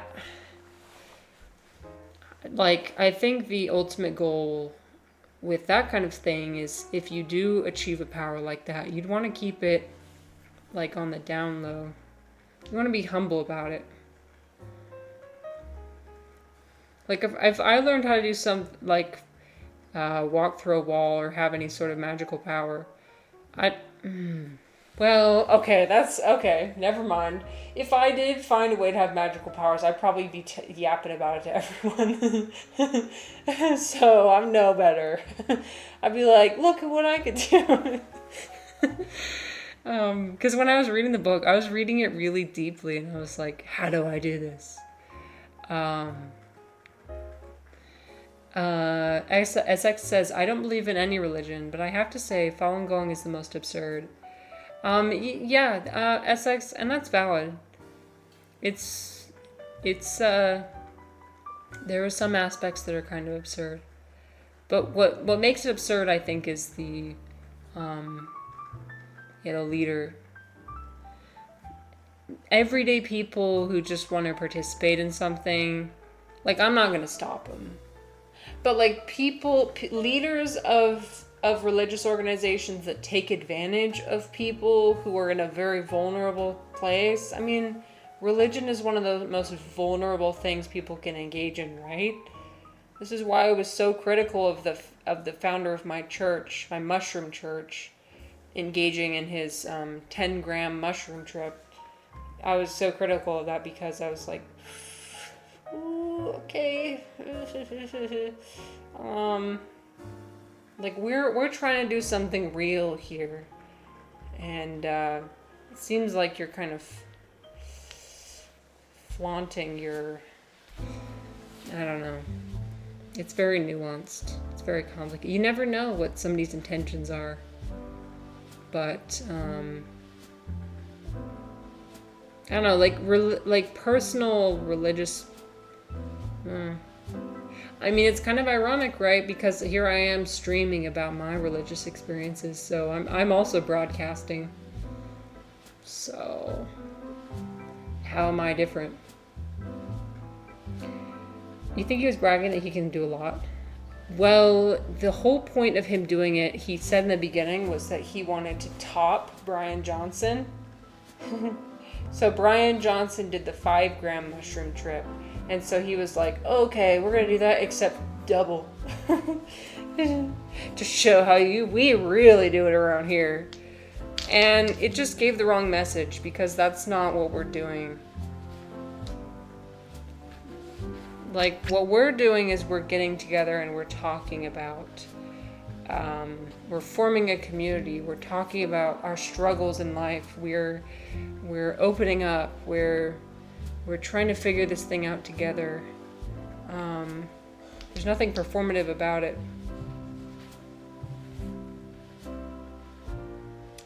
But I don't know. I mean, I'm not sure.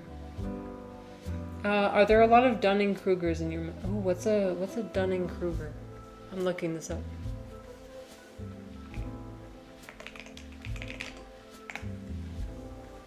Okay. A cognitive bias in which people wrongly overestimate their knowledge or ability in a specific area. Ooh. Well, there definitely are a lot of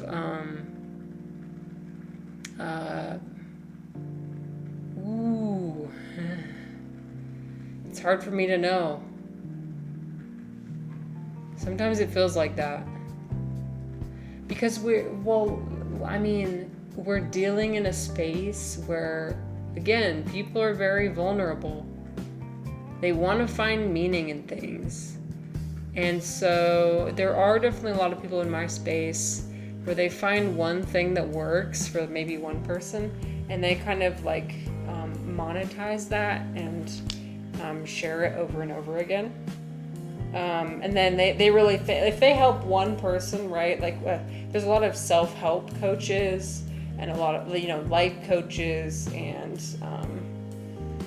gurus and and I think it just goes straight to their head when they help. I mean, I'm not saying this won't happen to me. It will absolutely happen to me if I were to help somebody to that profound of a level. That's why I don't ever want to be in any sort of leadership position. But I hear the same stories being circulated over and over and over again. And it's like, are we working towards anything new? That's what I'm interested in. I get that wisdom is a huge component, and I want to respect people's wisdom. But if people are just saying the same things over and over and over again, it doesn't seem like they're growing too much. They're just kind of using what they already learned.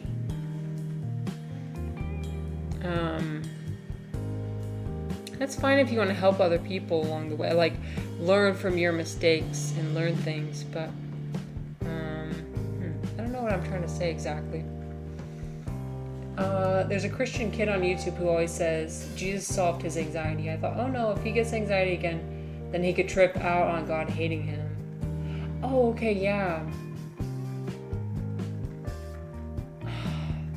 Right, like retroactively. I mean, I think this is a characteristic of people in general. Like, when we look in hindsight at things, like maybe our suffering, we tend to minimize our suffering, or either minimize it or like make it into way bigger of a deal than it actually was.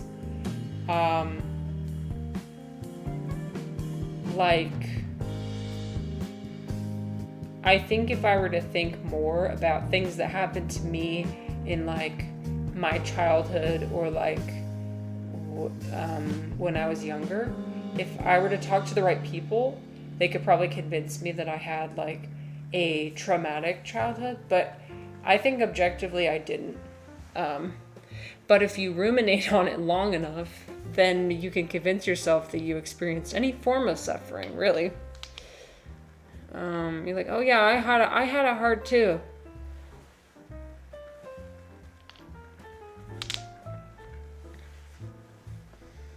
Yeah, it gets tricky when you build a narrative. Because then it's not about the core insights that you're getting. It's about you're adding too much ego into it, I think, is the problem. I know that sounds cringe when I say it that way, but you're attributing too much of control to something that probably wasn't in your control in the first place. Like, you learned something really profound and really magical, but that might not necessarily have been due to your abilities. I don't know if that makes sense. You see Christians confessing so much suffering that you start to construct it when there is none. Yes. Yeah, I do think I do that. I've seen it happen to people around me too. I have people close to me who grew up, they did have, some moderately bad things. And again, this is me I'm looking down as a third observer, so I don't know how it was subjectively. But people close to me, they might have experienced something not so great due to imperfect people, like imperfect parents, for example. And then they, for example, get in a relationship with somebody who had really bad, bad situation. And when the more they talk to each other, the more the other person's convinced, like, ooh, wait, I actually did suffer a lot. And you just ruminate on that. Even though the suffering's no longer happening. I think it's easy to get caught up in like feeling bad for yourself, like a victim mentality. Like, I don't know, if you think about anything hard enough, you can almost make anything into being suffering. Or like a traumatic experience, depending on how you frame it. I don't want to invalidate anybody's suffering. That's not what I want to do. I just, sometimes I wish people, would focus on it a little bit less. Because it can maybe, I feel like it can lead to freedom. Because, like, for example, one of the biggest things that helped me escape my depression, I mean, mostly. we're not, like, completely out of the woods here.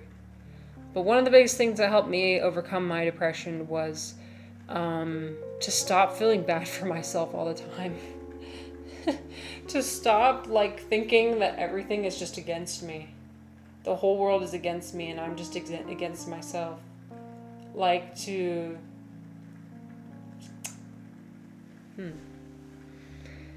Yeah. I mean, I know it's more complex than that, but... I'm thinking that's one of the things that's going to help me in the future is, like, realizing that I manifest my own future and reality. The more I say that I am confident and I am capable and I am all these things, the more other people are going to believe it and the more it's going to become a reality. I've already seen it happen.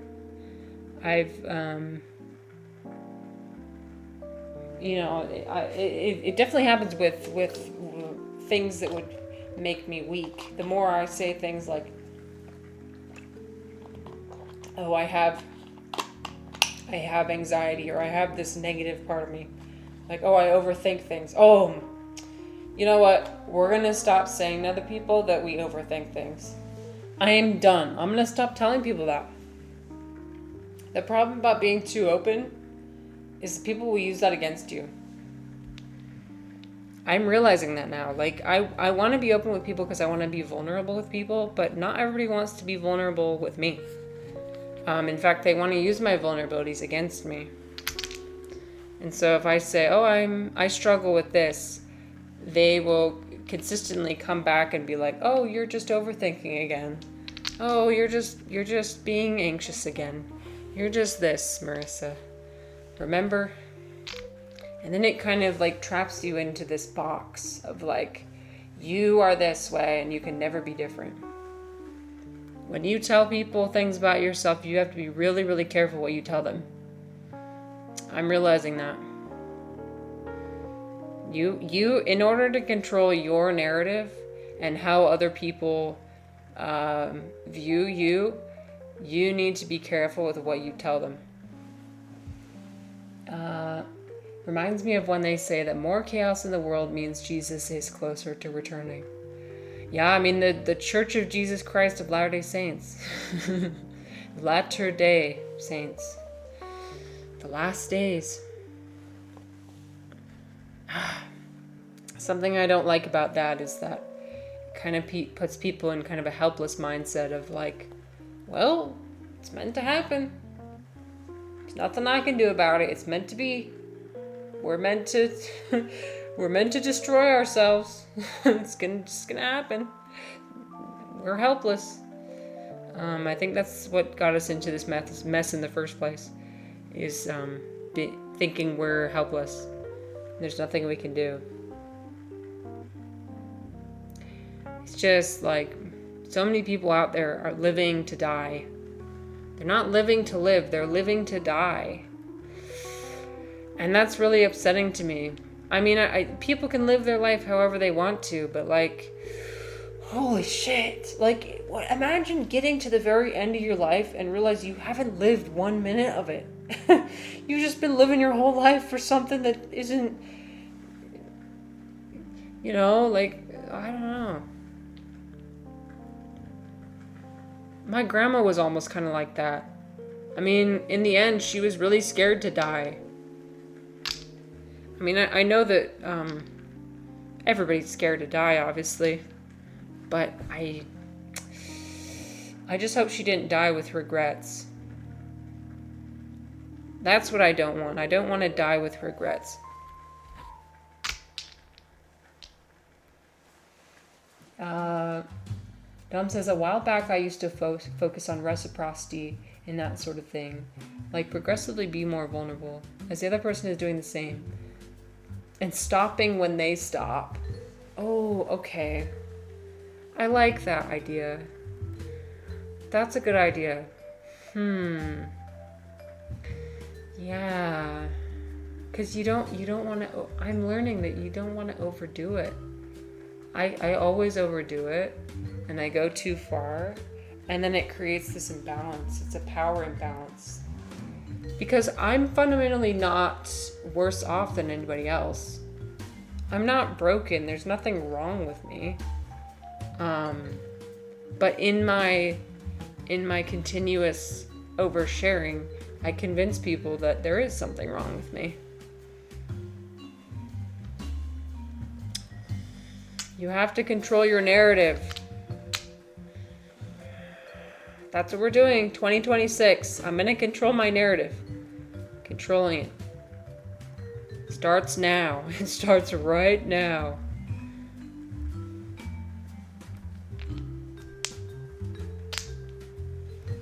I think the other person is more comfortable sharing when it's not imbalanced. Ooh. Yeah. When there's not like an unequal exchange. I mean, people like to feel powerful. And there's definitely dynamics you can get into where one person thinks that they're better than the other person. And it's almost, I hear about this a lot with like alcohol. And there was this book I listened to on tape. It was called, I think it was just called Drinking. I think that's what the book was called. But how a lot of alcoholics will keep someone around who's worse than they are. Worse, they drink a lot more and they have a lot worse habits. I feel like a lot of people do this. I mean, I've been guilty of doing this before, where you keep someone around that you can look at and compare yourself to and be like, okay, well, at least I'm not that bad. And it makes me wonder, like, oh shit, how many people am I am I like that for them? Ooh, I hope not. I need to not do that for other people. I have done it before. And that's not good. It's not good to compare yourself. Because then you're just keeping yourself stuck, right? You're just, there's all these excuses you can make for yourself and your behavior, being like, see, I'm not that bad. Well, it's like there's always going to be someone you're going to be comparing yourself to. Tom says, I'm skeptical when only one motive is given for something. That's fair. Hi, Orange. I know, I'm back. Well, Orange, I wasn't satisfied with how the stream was going earlier, so we were like, oh, we're going to stream again. Different vibe. We got our candles. We got our mood lighting. And we're feeling good. So I hope you're doing okay, Orange. I hope you have been having a great day so far. It's nice to see you. We're talking about controlling our narrative. You just finished work. That's crazy. So I started streaming first time. You end up going to work. And now you just finished work. Yes, you should relax. Only 5 hours, so easy day. Nice. Nice. So we're talking about controlling our narrative. controlling, and not that you need to or exactly, but I kind of want to. About how the more we tell other people about our vulnerabilities and the things that are wrong with us, the more that there's the opportunity for them to use that against us. I mean, subconsciously people do that. It's always a series of one-upmanship. Like, how can I one-up everybody else? Am I stuck? The narrative projected to others, or the internal one we tell ourselves? The narrative we project to others. Yeah. And I know, yeah, dang it, I didn't make it that far today, did I? Oh. Okay, well, I'm gonna use my one cheat. We're gonna do our one little cheat. So here's my little, here's my little cheat. Okay.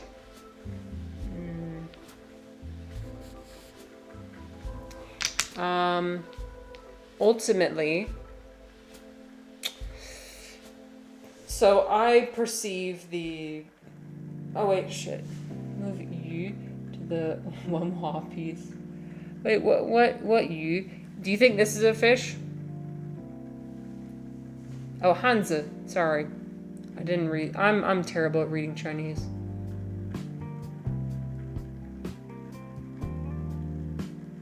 Well, we're stuck. Nice BS. Oh, you're BSing. I'm like, bruh, I don't know. I don't know.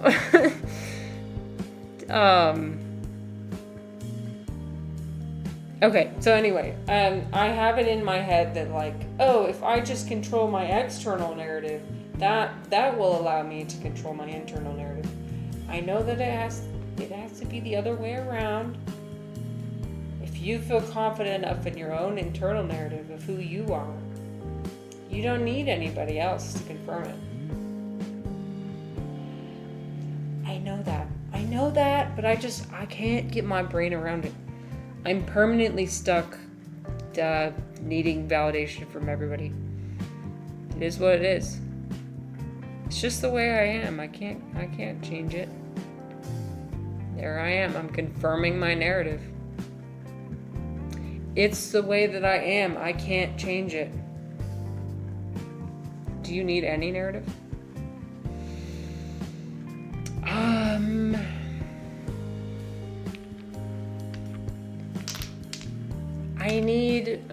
You need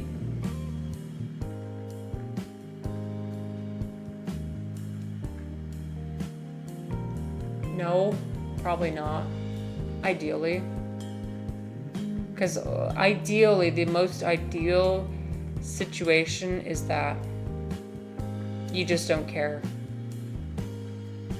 What does or would feel like, okay, Warren says, what does or would it feel like when that validation is missing? So currently, what it feels like when there's not that validation, it's kind of a listlessness. Kind of a, like, I don't know what to do. I don't know what I'm supposed to do. But also, like, okay, so where does my need for validation come from? I know that a lot of it comes from my mom. That's the way she acts all the time, is she always asks for validation.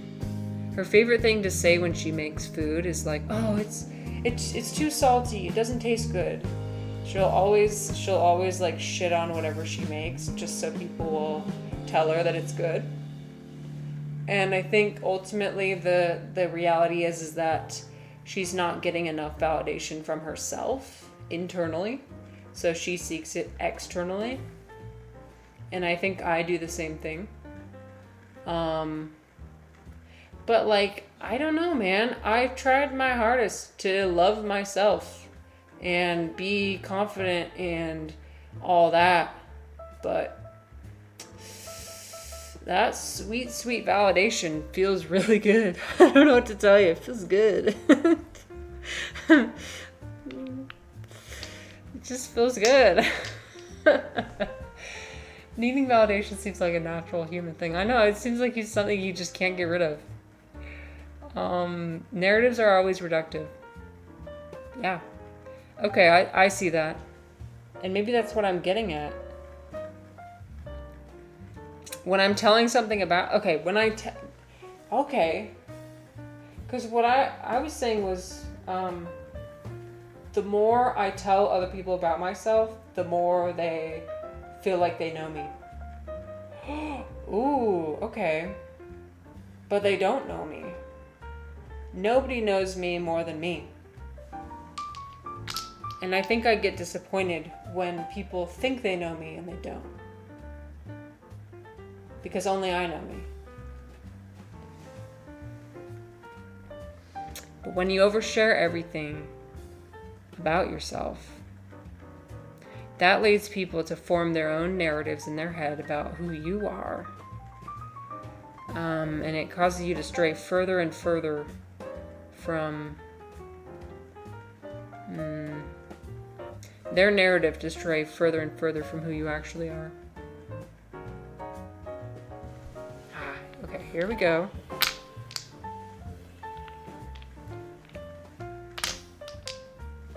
What's this number? Oh, that's a 7. Ooh, and we got a 7 right here. Unless you're Krishna, then you're alike in praise and blame. Unless you are God himself. But then technically we are God himself. Just someone tell me. Just tell me. If you're in on the secret, just tell me. Okay? I'm done. I'm done learning. I want to know. I feel like enough time has passed. Like, just tell me. What is the meaning of life? Okay?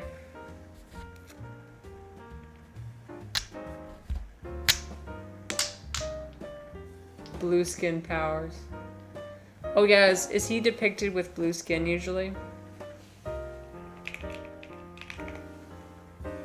Oh yeah.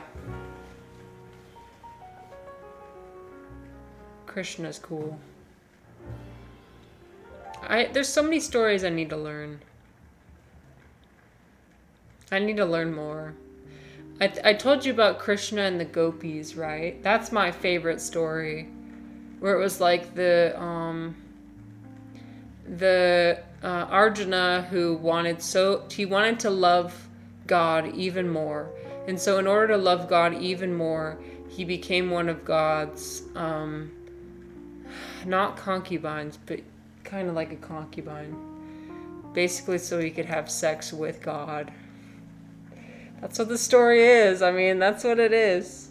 I think it's so awesome. He literally became a woman just so he could worship God in that way. It's divine. Intimacy is divine. That's what the Hindus think. Dom says, maybe there's an answer, maybe you have to work for it. Well, maybe there's no answer, but the answer is working for it. Maybe it's just working towards something. But the problem is having the motivation to continue working. Continuing our fruitless pursuit.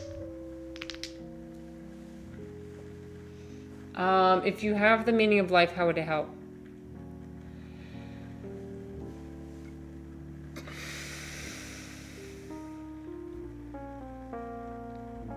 It would show me that my existence is meaningful.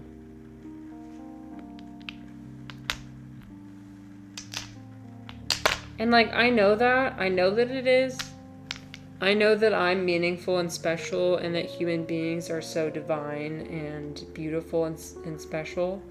But like, I don't know, man. I just keep looking for something. It's like, it feels like it's built into me.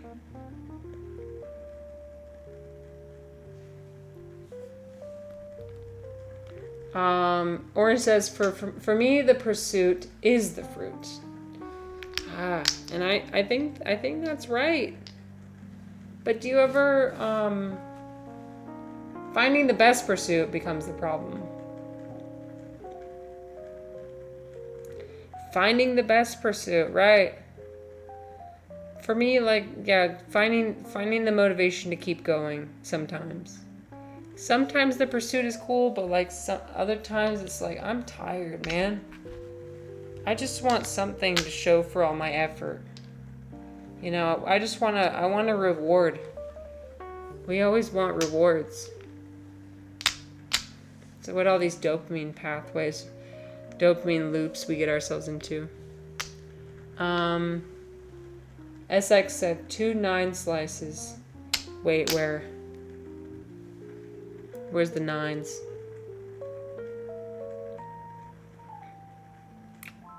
Did I get them already? No, I didn't.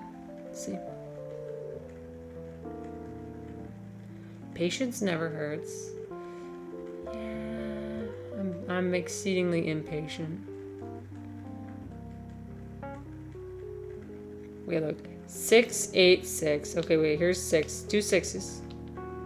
I'm looking for your 9SX. I just can't find it. 8, Zhong.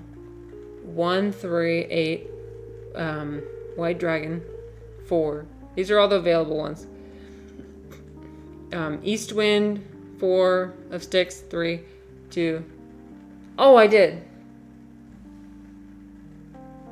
Wait, this is a 6 though, isn't it? But yeah.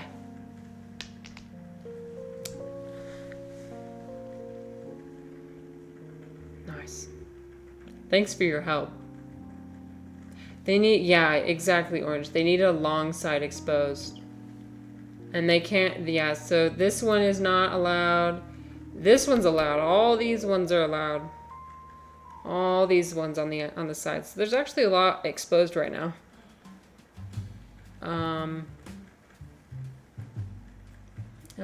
Dom says, I think patience goes so deep and so powerful. Right. Patience. Patience. Even with, I mean, Dom, you're right. Even with breathing, we do that impatiently. We breathe impatiently. Every time I find myself shallow breathing, I'm like, ooh, you're being impatient. You would be feeling so much better right now if you just breathe from your diaphragm. If you just take deep breaths.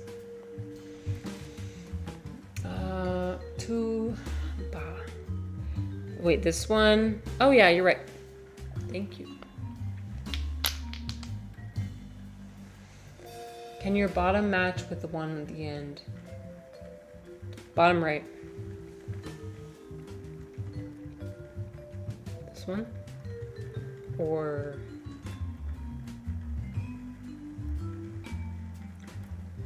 This is my bottom right.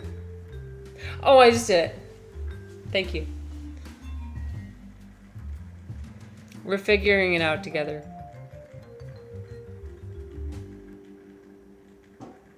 Now what? Frick. Okay. There's a 4, there's a 7, 6, 4, 3, 1. Oh no. Panic. No. Wait. Here, look. Backseat mahjong is allowed. Absolutely, it is allowed. Please help me. I need help. Oh no, look at these two. I want to match those ones so bad.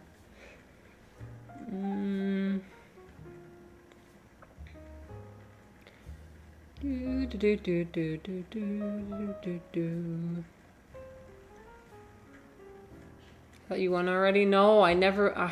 Dom, I haven't won. I haven't won a single time. The one time I won was when I cheated. Third from the bottom. Oh, shit, you're so right. No way. Okay. We're so back. Okay, but, okay, let's see. Where, is there another 5? No.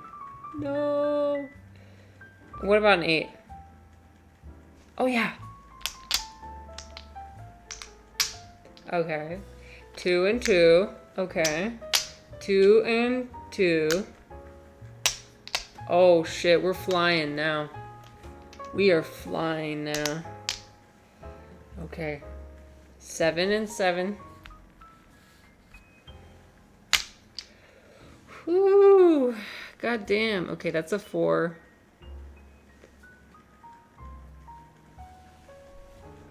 Okay. Bottom left. Oh, yeah!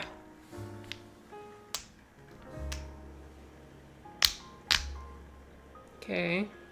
7 and... Wait, let me think about it. No, it's fine. We'll take those 2. We're just going really fast right now. We're going for it. Oh, shit. We might actually do it this time. 4, 4.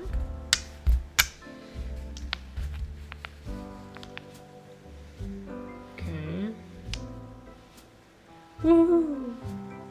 Just as I say that, I'm gonna get stuck. No, never.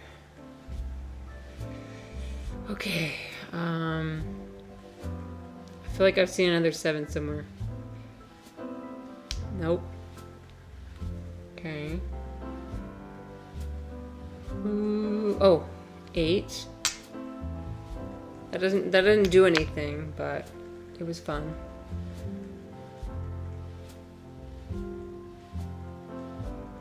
Oh dear. Oh dear. Oh dear. Okay, so here's all the available ones. 6 circles will get stuck. Yeah, look. So there's 7 sticks, 7 circles, 3 circles, 2 lines, 9, 2, 6. No, I think we're stuck. No. Oh my gosh, we were on such a roll too. I used my 1 cheat already. Okay, what other cheat should we do just to do it?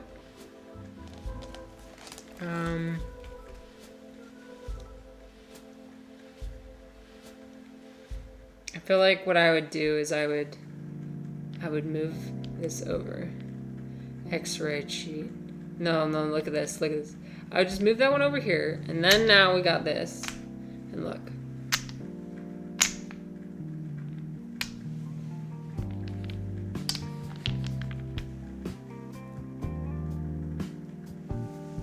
Fuck. No. Oh no. Oh wait, look.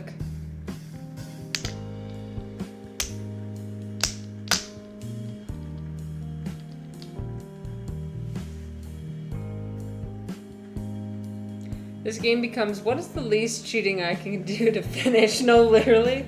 Okay, so we already cheated 3 times. We already cheated 3 times. Okay, we're gonna have to cheat a 4th time. No, this is when I would hit shuffle, because you can shuffle the tiles. Oh, man.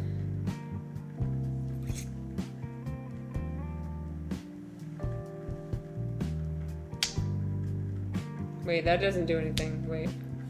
Okay, 4th cheat.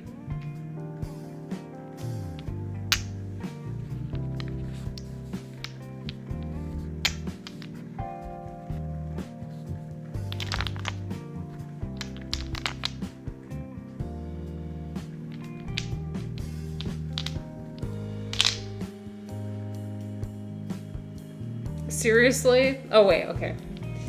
I was about to be so pissed. Yay, we did it! We won. We won. Okay. I think we should. I think this might be the end. The end of today's stream. However, let me see.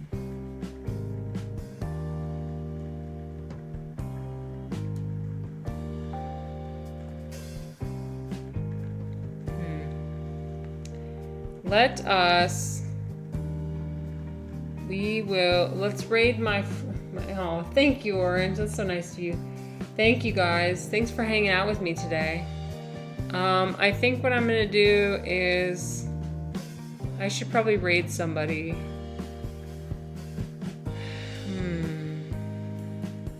I will raid. Who should I raid? Let me look. We could raid my friend QB. QB's cool. He's a cat right now. He's a little cat. Let's see, what's he playing? He's playing Like a Dragon.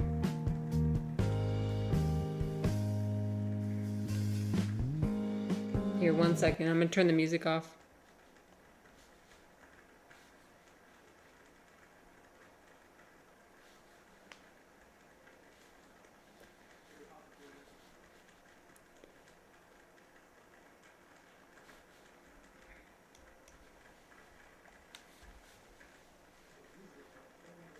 Okay, here we go. Thank you guys, everyone, for hanging out.